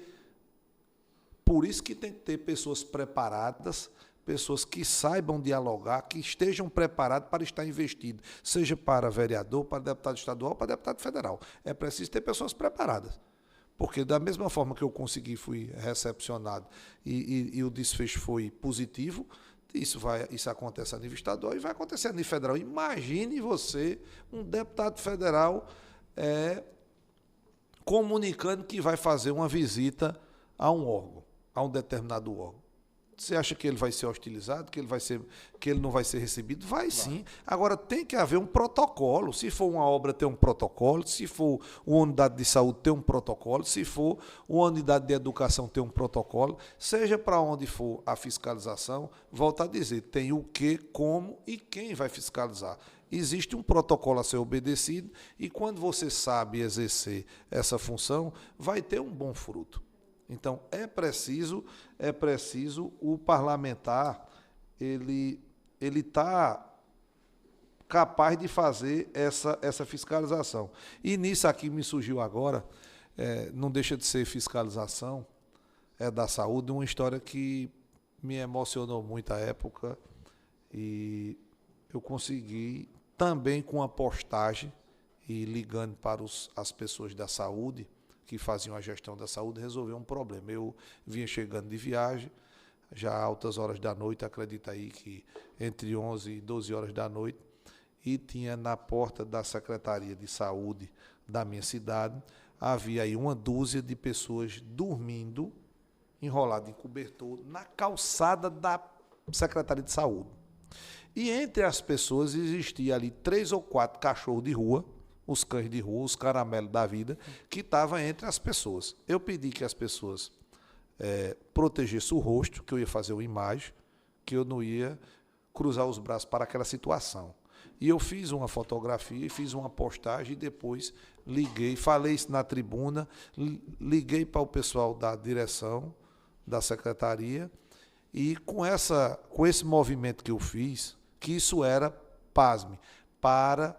no dia seguinte, na manhã seguinte, conseguir uma ficha para fazer um determinado exame. Existia essa fila que o pessoal, que isso é muito comum. Quem estiver me escutando vai saber que isso é comum em muitas cidades. Isso da capital ao interior é o que tem. Filas, o pessoal dormindo na fila para no outro dia receber um determinado atendimento ou uma ficha para outra fila para depois de tanto tempo ser atendido. E com essa forma que eu protestei, porque muitas vezes não só tem a forma de produzir lei, do legislar propriamente dito. Quando você representa, porque o parlamentar, eu podia traduzir o seguinte, eu sou representante do povo. O parlamentar é representante do povo. Eu, enquanto representante do povo, o que foi que eu fiz quando eu vi as pessoas dormindo na calçada? Qual é a sua atitude em relação àquele desserviço, aquela forma desumana de tratar as pessoas? Então, tinha senhoras dormindo enroladas e junto aos caramelos da vida. E quando eu fiz o protesto e reclamei da forma correta, aquilo deixou de existir. Então, isso é muito transformador, sabe? Porque as pessoas, veja, eu consegui, para aquelas pessoas eu resolvi o problema. Então, seja para alcançar muito ou poucas pessoas, nós estamos aqui para colaborar com o coletivo. Se eu conseguir transformar a vida daquelas pessoas, dar mais dignidade, evitar aquela tragédia, aquela forma desumana de tratar as pessoas, eu já estou cumprindo o meu papel. Então, é necessário, a gente não vê isso a nível federal, a nível de deputado federal, a gente não vive. E eu vejo aí, realmente existem excessos. Não vou dizer que é comum, que a grande maioria não se excede, não. É porque hoje ninguém quer ser fiscalizado. Principalmente os profissionais de saúde batem muito, o órgão de classe bate muito em vereador, porque o vereador isso, aquilo, outro. Infelizmente, em todas as áreas existem pessoas que cometem excesso e desvio. Na vereança não vai ser diferente, no parlamento não vai ser diferente. Então, tem vereador que se excede. como tem deputado também que vai fazer ações que não é de deputado. Tem deputado por aí que faz ação que não é de deputado. Então, não é preciso você, para lacrar, você criticar, jogar uma pedra ou quebrar ali um patrimônio público, corta uma corrente, faz isso, faz aquilo outro. Então, tem os meios, por isso é que é importante que a sociedade faça as boas escolhas, porque é preciso pessoas preparadas para, de fato, fazer esse papel. O papel do parlamento é muito nobre. Por que é muito nobre? Porque está representando o povo. Quem representa o povo é o deputado. É o deputado estadual, o deputado federal, é o vereador. Então, o deputado federal é que representa o povo. Então, o povo tem que fazer bem essa escolha. E o povo hoje não lembra em quem votou na última eleição, não. A memória está curta. A maioria do povo não sabe. Sabe por que não sabe? Porque foi empregado uma metodologia de campanha que ninguém está se preocupando com esse debate que a gente está falando aqui, não. Talvez até a gente não consiga alcançar nem agradar a todos. Mas isso é a realidade. É o que eu vivo e é o que tem que ser enfrentado. Agora, pouca gente tem coragem de tocar nesse assunto, seja ele porque ele é polêmico, seja porque tem rabo preso. E eu tenho mais de 26 anos de vida pública e não tenho telhado de vidro. Então, eu posso encampar essa campanha, não é a campanha eleitoral que eu estou dizendo, é a campanha que eu digo, a campanha do bom parlamento. Então, eu posso trilhar por esse caminho, porque eu não tenho telhado de vidro. Porque isso também, renovação, não é só o que está entrando hoje. Renovação, porque a gente tem que aprender a desaprender e aprender de novo. Então, todo dia eu me dedico a estudar sobre aquilo que eu trabalho e gosto de fazer o que eu faço. Se eu todo dia me preparo para fazer aquilo que eu gosto, que é representar o povo, e eu não tenho um telhado de vidro, então o campo está aberto. E acredito que no momento certo, então a gente está aí na pré-campanha, no momento certo as pessoas vão enxergar essas qualidades em quem tem essas qualidades. Então é necessário estar preparado e ter coragem para enfrentar. Porque quem vai viver do assistencialismo ou do guarda-chuva do executivo não vai nunca tratar desses assuntos que eu estou lhe dizendo, porque as emendas parlamentares é importante demais.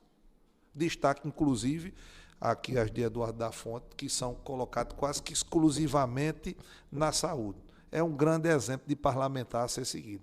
Eu tenho muito orgulho de estar fazendo parte do grupo do nosso futuro senador Eduardo da Fonte, que tem direcionado todo o recurso possível para equipamentos da saúde, para equipamentos de radiologia, inclusive interiorizando a saúde, ajudando os hospitais de referência em Caruaru, o Hospital de Criança, enfim.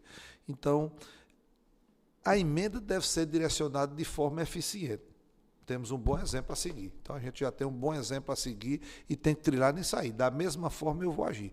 Tudo que tiver de emenda parlamentar, a gente vai direcionar para essas ações, principalmente as ações voltadas para a saúde. Hoje é o urgente. Então, vamos direcionar para a saúde.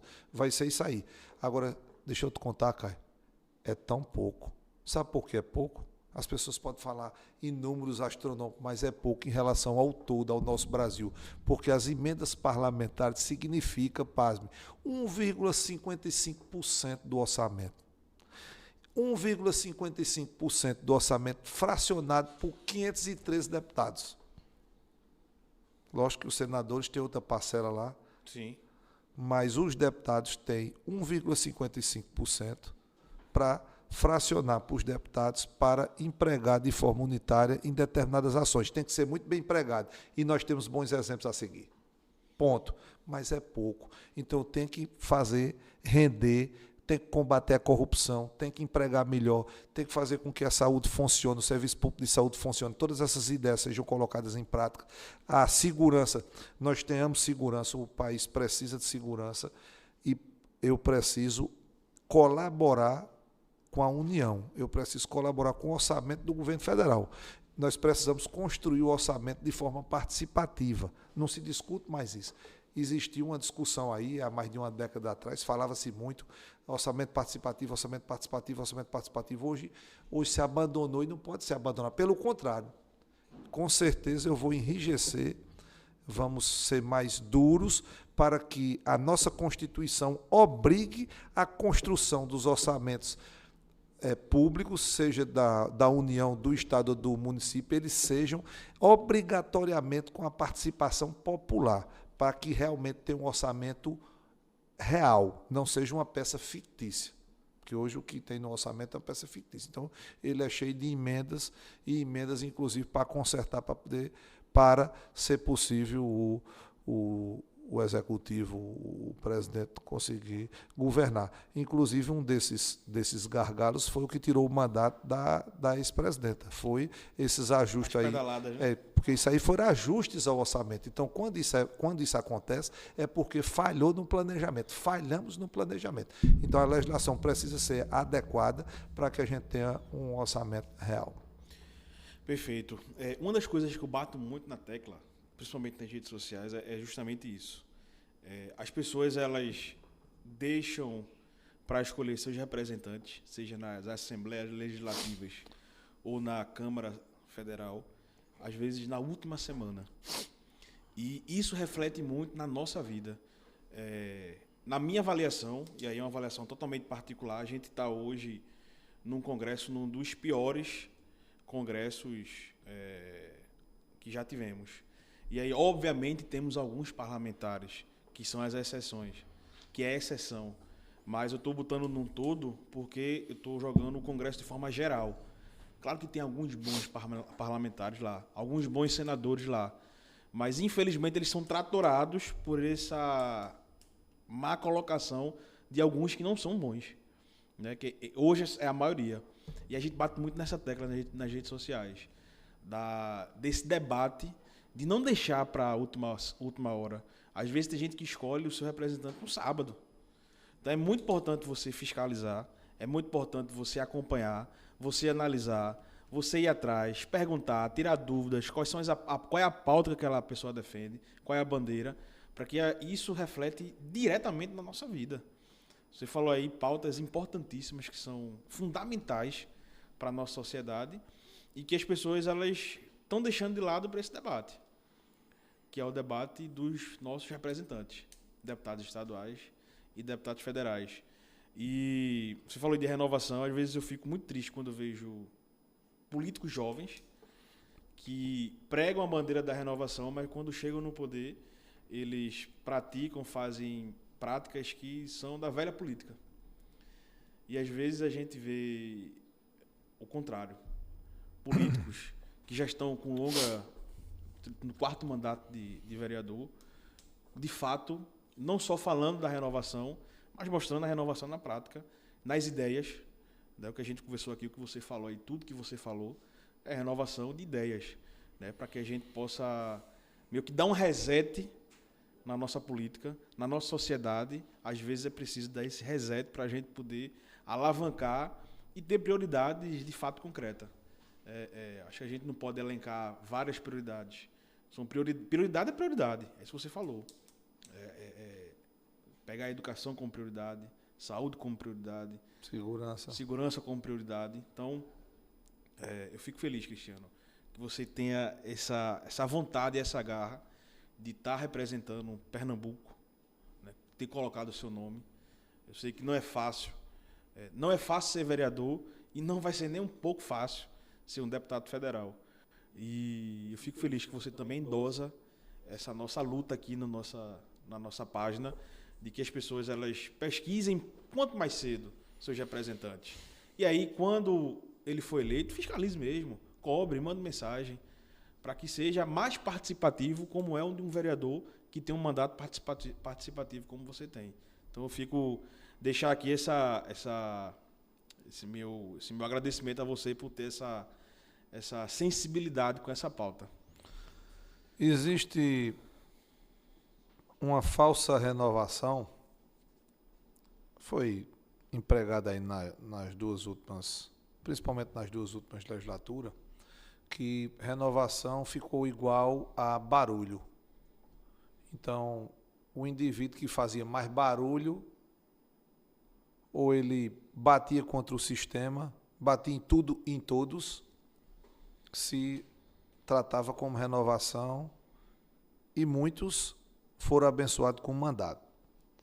Aí fica a pergunta, fez bem? Então, os caras que tratam com desdém, que falta com decoro, que dão uns discursos para a rede social, convoco todos a conhecer minhas redes sociais. Olha aí, Cristiano Custódia. Estou tentando, inclusive, ajustar para Cristiano Dantas, não estou conseguindo. Mas logo pode ser que eu consiga para Cristiano Dantas, mas é Cristiano Custódia. Mas se botar Cristiano Teixeira Dantas também, a busca vai entregar o nosso Instagram. Então, veja a forma como a gente se posicionou. Não é hoje, não. Não é em 2026, não. Desde que eu abri, eu não sei que ano foi que eu abri o canal, vejam que vocês vão ver um perfil. Eu não gosto de estardalhaço, não. Agora, se for preciso bater, gritar, mas de forma séria e com propósito, a gente faz. Agora, bater em tudo e em todos, vai resolver? Tá, tem muita coisa errada e tem que ser consertada, e vamos consertar. Eu não tenho dúvida que eu vou ter a oportunidade de colaborar com o nosso Brasil. O povo e Deus vai me dar essa oportunidade. Eu não tenho dúvida. Mas não é fazendo zoada. Eu não posso estar gritando e atrás de lá que isso vai resolver o problema. Tem que estar preparado. Então o cidadão tem que estar preparado e tem que ter liberdade para agir da forma que eu estou pregando aqui. E poucos têm liberdade. Porque muita gente tem um telhado de vidro ou está servindo a algum projeto escuro. Não posso generalizar. Não estou dizendo isso.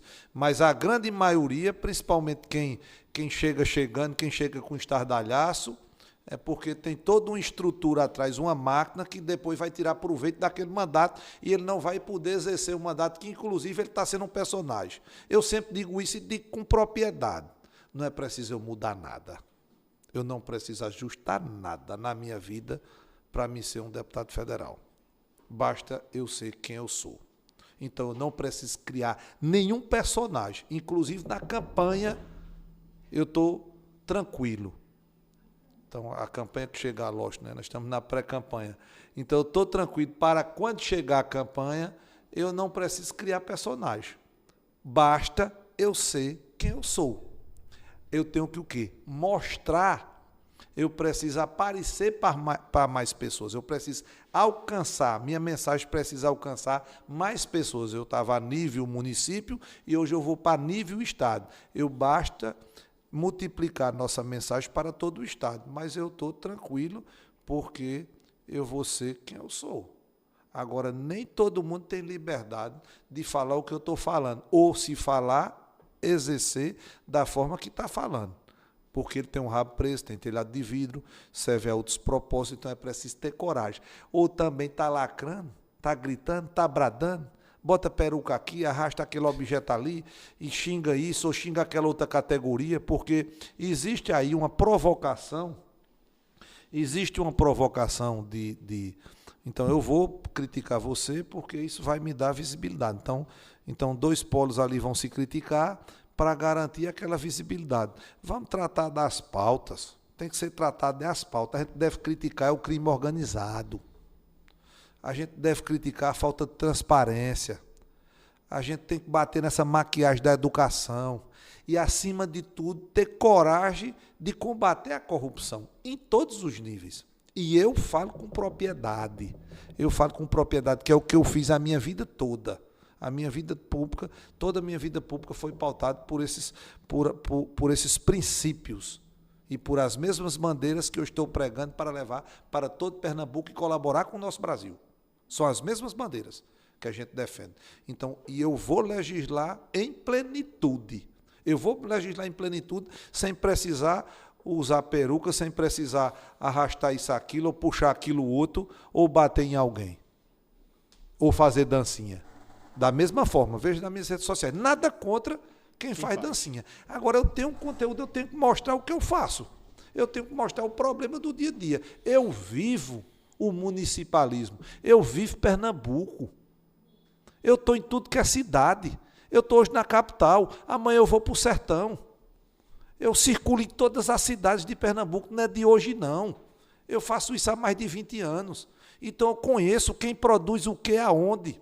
Eu conheço que nós precisamos das 232 chegando no mínimo até Serra Talhada, que a gente precisa da ferrovia, que a gente precisa integrar a segurança pública, que a questão da delegacia das mulheres e tudo que foi envolvido a violência de gênero tem que ser tratado de forma séria, não é só no momento de eleição, não é para servir de bandeira para mim ou para você, ou seja, para quem for, não. Tem que ser tratado sempre.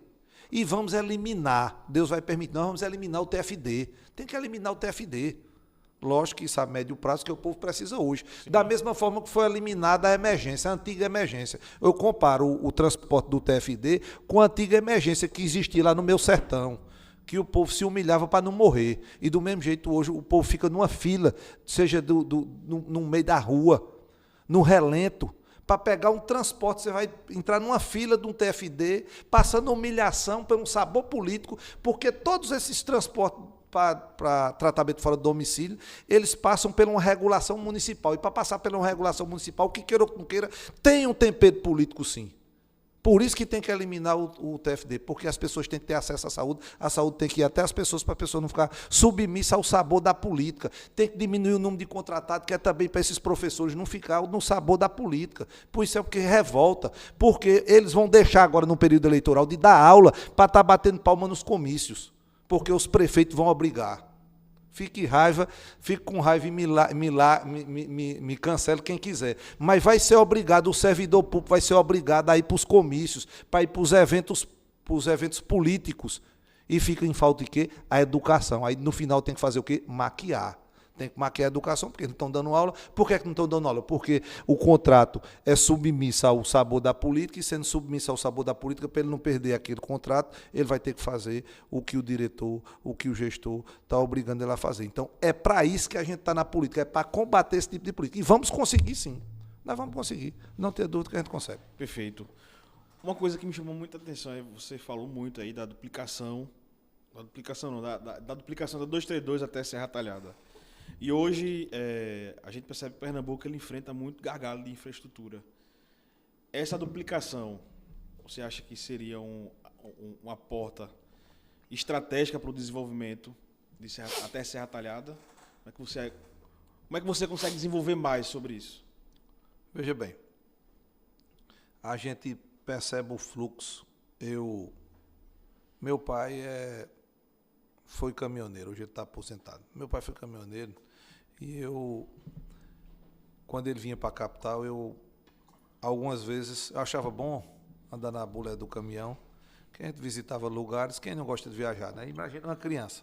Então eu fiz muito isso com meu pai, a gente vinha aqui para a capital e eu te digo, quando essa BR não era duplicada até São Caetano, a gente assistia cada tragédia. Eu, criança, vendo aqui a Serra da Russa, ela era um inferno. A Serra da Russa era um inferno. Então, houve aí uma racionalidade nessa via, nesse transporte, ou seja, uma eficiência, o pessoal começou a transitar e evitou a grande maioria dos acidentes, que morria gente demais na Serra da Russa. Então, como foi que isso evitou? Evitou porque foi duplicado até São Caetano e o perímetro mais perigoso, o trecho mais perigoso era a Serra da Russa. Isso eu lembro porque eu andava na bulé de caminhão, mas meu pai, quando ele vinha aqui para a capital, e eu transitava aí já nesse estado aí já desde criança, acompanhando meu pai. Mas veja bem, então ajudou. Hoje não é só o fluxo, se trata de economia, da economia do Estado. Então a economia do Estado carece. E até um socorro médico também, né? Uma UTI aí para transitar nessa BR, mas a economia. Então a gente está tratando aí de viabilidade econômica do nosso Estado.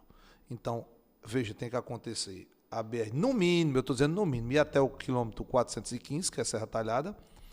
A ferrovia tem que ter vontade política, que aí depende exclusivamente, inclusive, do governo federal, para a ferrovia também vai desobstruir, porque lá em cima a gente tem a produção do gesso. A gente tem o grão sendo transitado aqui para São Bento do Una, para Carpina, para as fábricas de rações aqui em Carpina e para a produção também agrícola aqui, avícola e agrícola de Carpina. Então a gente tem Carpina, tem São Bento do Una, a gente tem São José do Egito. Então o gesso é produzido lá em Araripina. Então estou falando que eu conheço a produção do estado de Pernambuco. A gente precisa dessa via. Quanto era abençoado se a gente levasse até Salgueiro? Porque Salgueiro aí tem uma ramificação que vai para o Ceará, Petrolina e vai para o Piauí. A gente levasse até Salgueiro. Mas eu já sonho ser. Então a gente não pode ter uma utopia, tem que ser real. Então vamos lutar aqui para nos próximos anos, quando a gente vir daqui a 4 anos, a gente dizer agora a gente vai puxar agora para Araripina.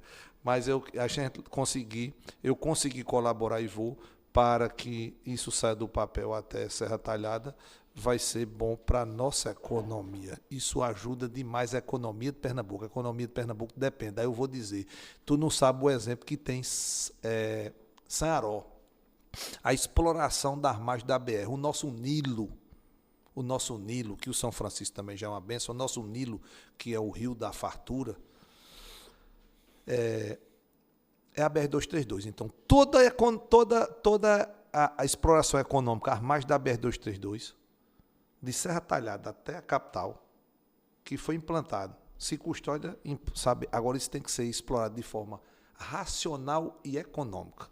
Então, as prefeituras têm que ter aí um sistema, o SEBRAE e o governo federal e o ministério que for responsável aí pela pequena empresa, para explorar economicamente a via da BR-232. Isso é um fluxo enorme. Então, veja, os caras colocaram ali a produção artesanal, a produção agrícola em Sanharó, de queijo, de manteiga, de mel, da tapioca, e está sendo um sucesso e é lotado, e o pessoal gira, então a economia do município bombou. Então tem que ser aproveitada a BR de todos os sentidos. Vamos desobstruir para que os grandes empreendimentos fluam, né? O trânsito fluam, tenha qualidade aí o cara que está transitando, e pode ser explorado de forma econômica. Então tem muita coisa para ser feita aí ao redor da BR-232, às margens da BR-232. Perfeito. Cristiano, estamos chegando aí nos finalmente, como dizem por aí. Queria aqui lhe agradecer por você ter vindo. Olha, teve mais perguntas aí, ó, no chat. Irla, muita gente perdeu a confiança na política. Qual é o maior erro que você enxerga na política atual? E aí? Qual é o maior erro que Cristiano enxerga na política atual? Vamos para essa daí. Veja bem, tratar a política de 4 em 4 anos, sabe? A política não pode ser tratada, que aí quase que se restringe a política / campanha.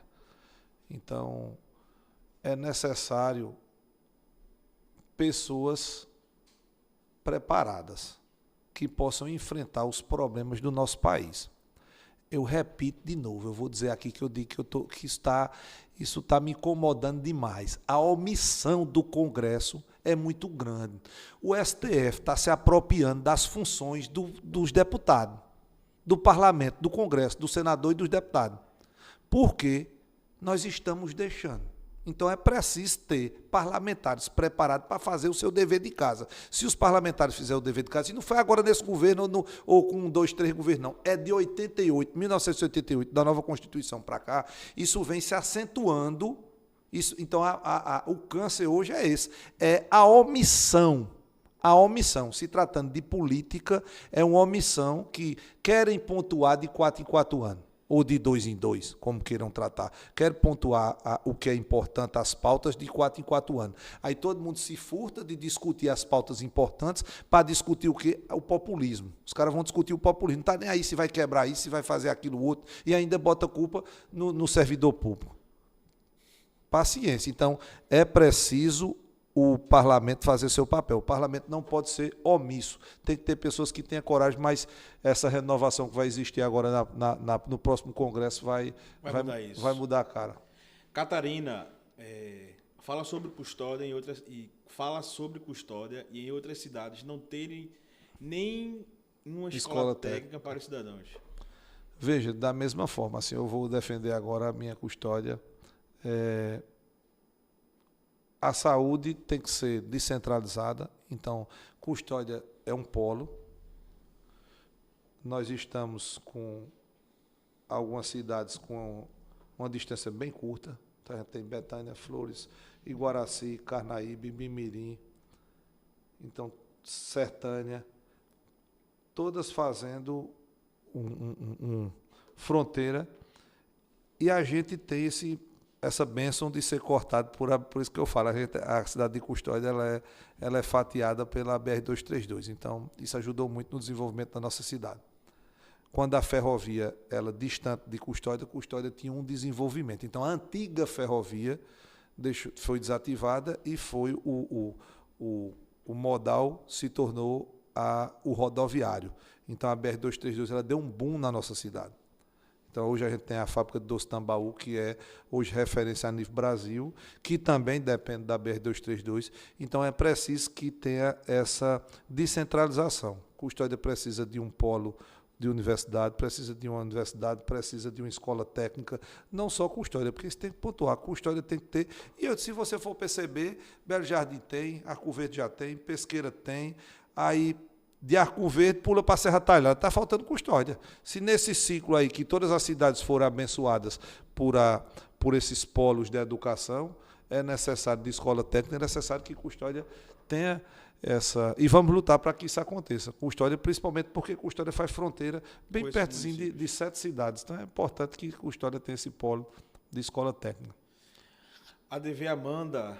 Grande parte da população quer a renovação do Congresso. Como você acha que pode contribuir para essa renovação? Você já pergunta, já... É com coragem e com preparo. É preciso estar preparado. Então, eu conheço a realidade do nosso Estado. Eu estou falando porque eu vivo isso. Eu vivo isso há mais de duas décadas. Então, está no momento de eu colaborar com o Estado como um todo, inclusive com o Brasil. Porque eu conheço a realidade do nosso Estado e das cidades pequenas, e repito, a minha experiência enquanto vereador e como mandatário e auxiliando em outras cidades, isso me deu uma segurança, me deu um preparo, me dá coragem, me dá ideias que eu acredito que falta a muita gente. Matheus, a BR-232 é essencial para a PE e preocupa quem utiliza. Como enxerga esse desafio e qual será o papel para fazer a obra avançar e beneficiar o Estado? Acho que já respondemos, né? Força política, vontade política, aí começa a acontecer, vai começar a acontecer o que se deve acontecer, né? O orçamento ser voltado para isso e priorizar isso na hora dos embates, tem que ter deputados que priorizem, tem que ter deputado lá, porque do mesmo jeito que a gente tem que abrir audiências públicas para o cara lá da zona rural, da cidade pequena do interior, ele dizer aonde é que ele está precisando, é preciso ter deputado lá em Brasília para dizer a prioridade é a BR-232, eu quero a BR-232 e mobilizar os colegas, a bancada de Pernambuco todinha, a gente precisa, bem como a do Piauí, que depende daqui, a do Ceará pode ser beneficiada por aqui também, então a gente vai ficar batendo até a da Bahia, então a gente vai bater, a prioridade da BR-232, prioridade da BR-232, ter capacidade de mobilizar, porque o parlamento é a arte do convencimento, ninguém vai para lugar nenhum só, mas eu dei um exemplo a você, que eu consegui aprovar um projeto para os autistas, eu sendo minoria, e eu consegui que todos votassem por unanimidade, porque houve ali uma conscientização dos pares.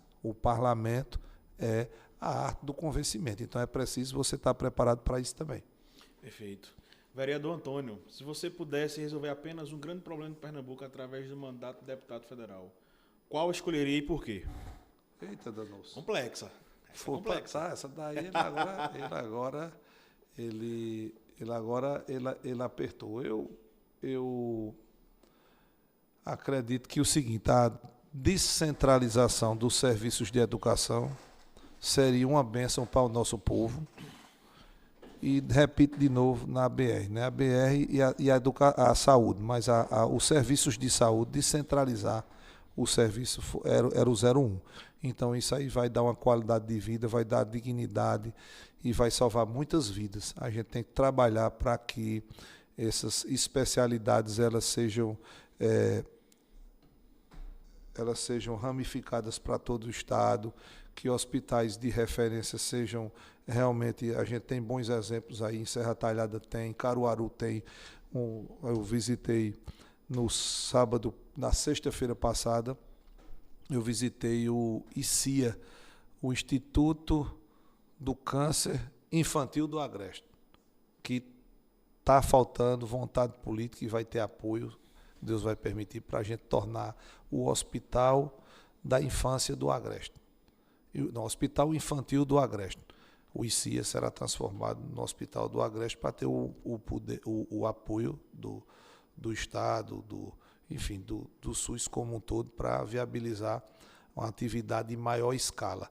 Mas o que acontece lá com criança, o tratamento que eles dão à criança, um tratamento humanizado, rápido, célere, eles têm um protocolo lá que é inovador, que eu nunca escutei, inclusive eles relatam que é referência. Eles são referência nesse tratamento do câncer de criança. Então, isso é muito importante. Então, esse exemplo tem que ser multiplicado para todo o Estado, né? E lá é uma iniciativa de uma entidade sem fins lucrativos, mas o poder público deve também empregar força para fazer funcionar, para fazer hospital, porque eu te digo, é muito penoso uma mulher sair do interior de Custódia para vir parir na capital, uma pessoa em estado de vulnerabilidade econômica, e ela está ali psicologicamente da mesma forma vulnerável, porque o momento do parto é um momento sublime, ao mesmo tempo muito delicado.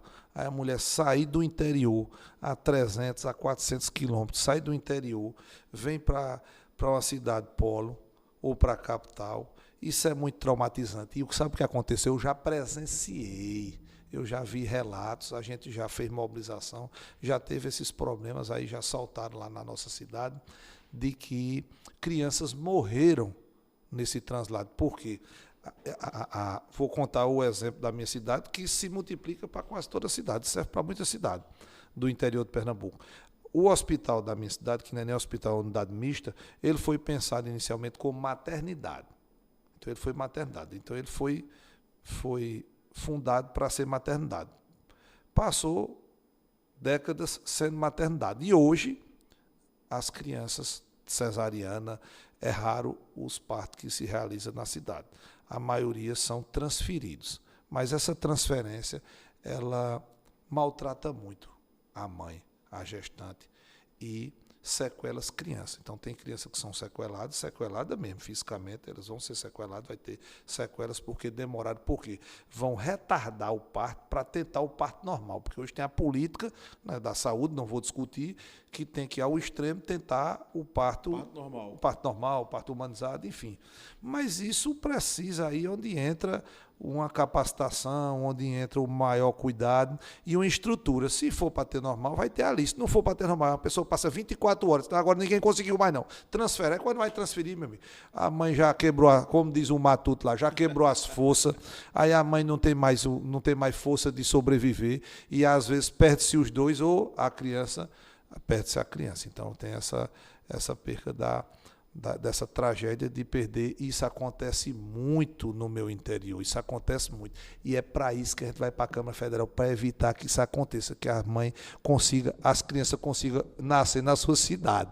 Não é para nascer por correspondência, nascer home office, não. Nascer a correspondência, não. Tem que nascer na sua cidade. Então, é com esse objetivo, a gente quer que as pessoas façam uma boa leitura. Tem outros nomes também bons colocados em Pernambuco, mas pessoas que não tenham telhado de vidro, que estejam preparados e que realmente defendam bandeiras da coletividade. Então a gente está preparado, coloca o nome à disposição do povo e com certeza o povo e Deus vai abençoar. Perfeito. Cristiano, estamos chegando agora nos finalmente. Queria aqui lhe agradecer. Você aí está com o mandato de vereador, pré-candidato a deputado federal, preste também suas consultorias. Assim, eu sei que seu tempo é muito corrido, assim, e você abriu um tempinho na sua agenda para estar aqui com a gente. Queria, de fato, lhe agradecer, mas a gente não pode encerrar sem fazer a pergunta tema, né, do nosso podcast. Para você, na vida, nem tudo é política ou tudo é política? Para mim, tudo é política. Seja na vida pessoal, porque a gente vive em sociedade. É impossível não pensar na vida de forma coletiva. Então, há essa necessidade da gente preservar a vida humana de forma coletiva.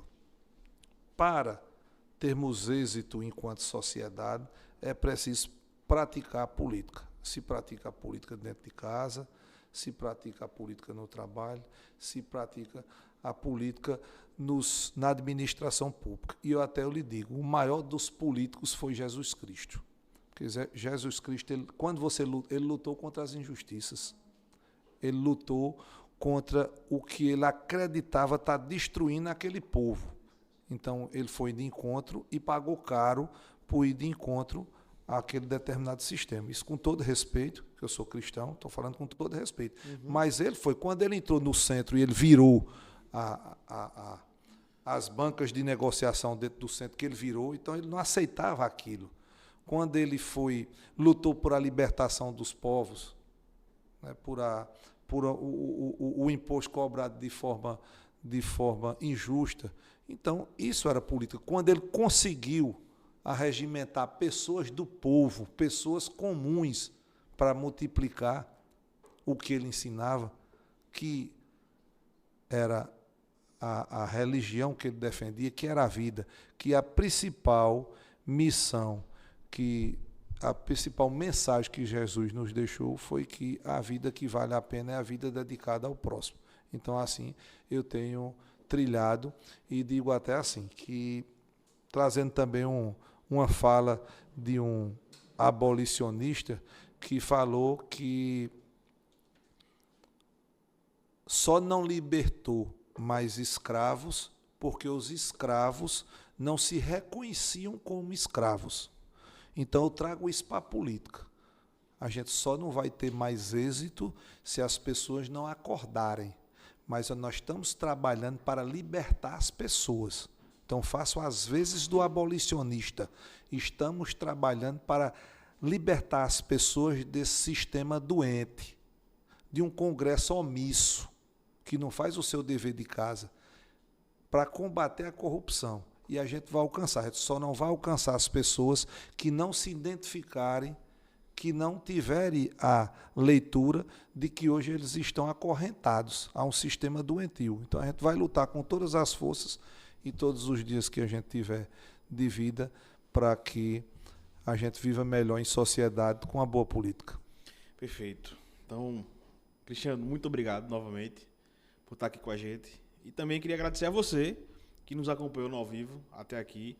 Você que nos assistiu ou nos escutou no YouTube ou no Spotify. Queria aqui de coração lhe agradecer por estar aqui. Renan, nosso QR Code está aqui?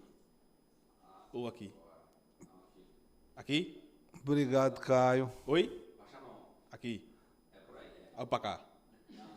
Para cá. Aqui. Então, vai aparecer um QR Code aqui na tela. Aqui. Então, aponta a câmera para esse QR Code. Você vai ter acesso também às nossas redes sociais. Cristiano, qual é o seu... Você já botou aqui, mas deixa de novo o seu Instagram. Cristiano Custódia. Cristiano Custódia.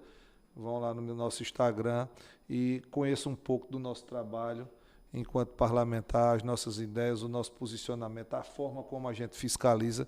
Está à disposição também o meu canal lá no YouTube, é Cristiano Teixeira Dantas, que é o meu nome, então é fácil de encontrar, que tem inclusive vídeos lá, a gente fiscalizando.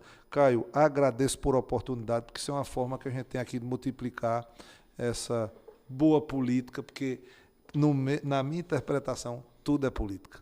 Perfeito. Então, queria aqui te agradecer a vocês, agradecer a todo mundo que está aqui. Renan, um grande abraço. Então, até a próxima, vamos embora. Conte comigo, Cristiano. Boa sorte, sucesso. A gente precisa de pessoas com sua garra, sua vontade, sua determinação em querer mudar e transformar a vida de muitas pessoas. Acho que o Congresso Nacional está muito doente e requer de pessoas como você. Então, desejo aqui, do fundo do meu coração, sucesso, que você consiga alcançar esse objetivo e nos representar lá em Brasília, que é isso que a gente precisa. Pessoas assim, feito você, comprometido, compromissado e querendo, de fato, mudar o nosso Congresso. Então, sucesso, boa sorte. E você que nos acompanhou, nos assistiu, muito obrigado de coração. Valeu, até a próxima.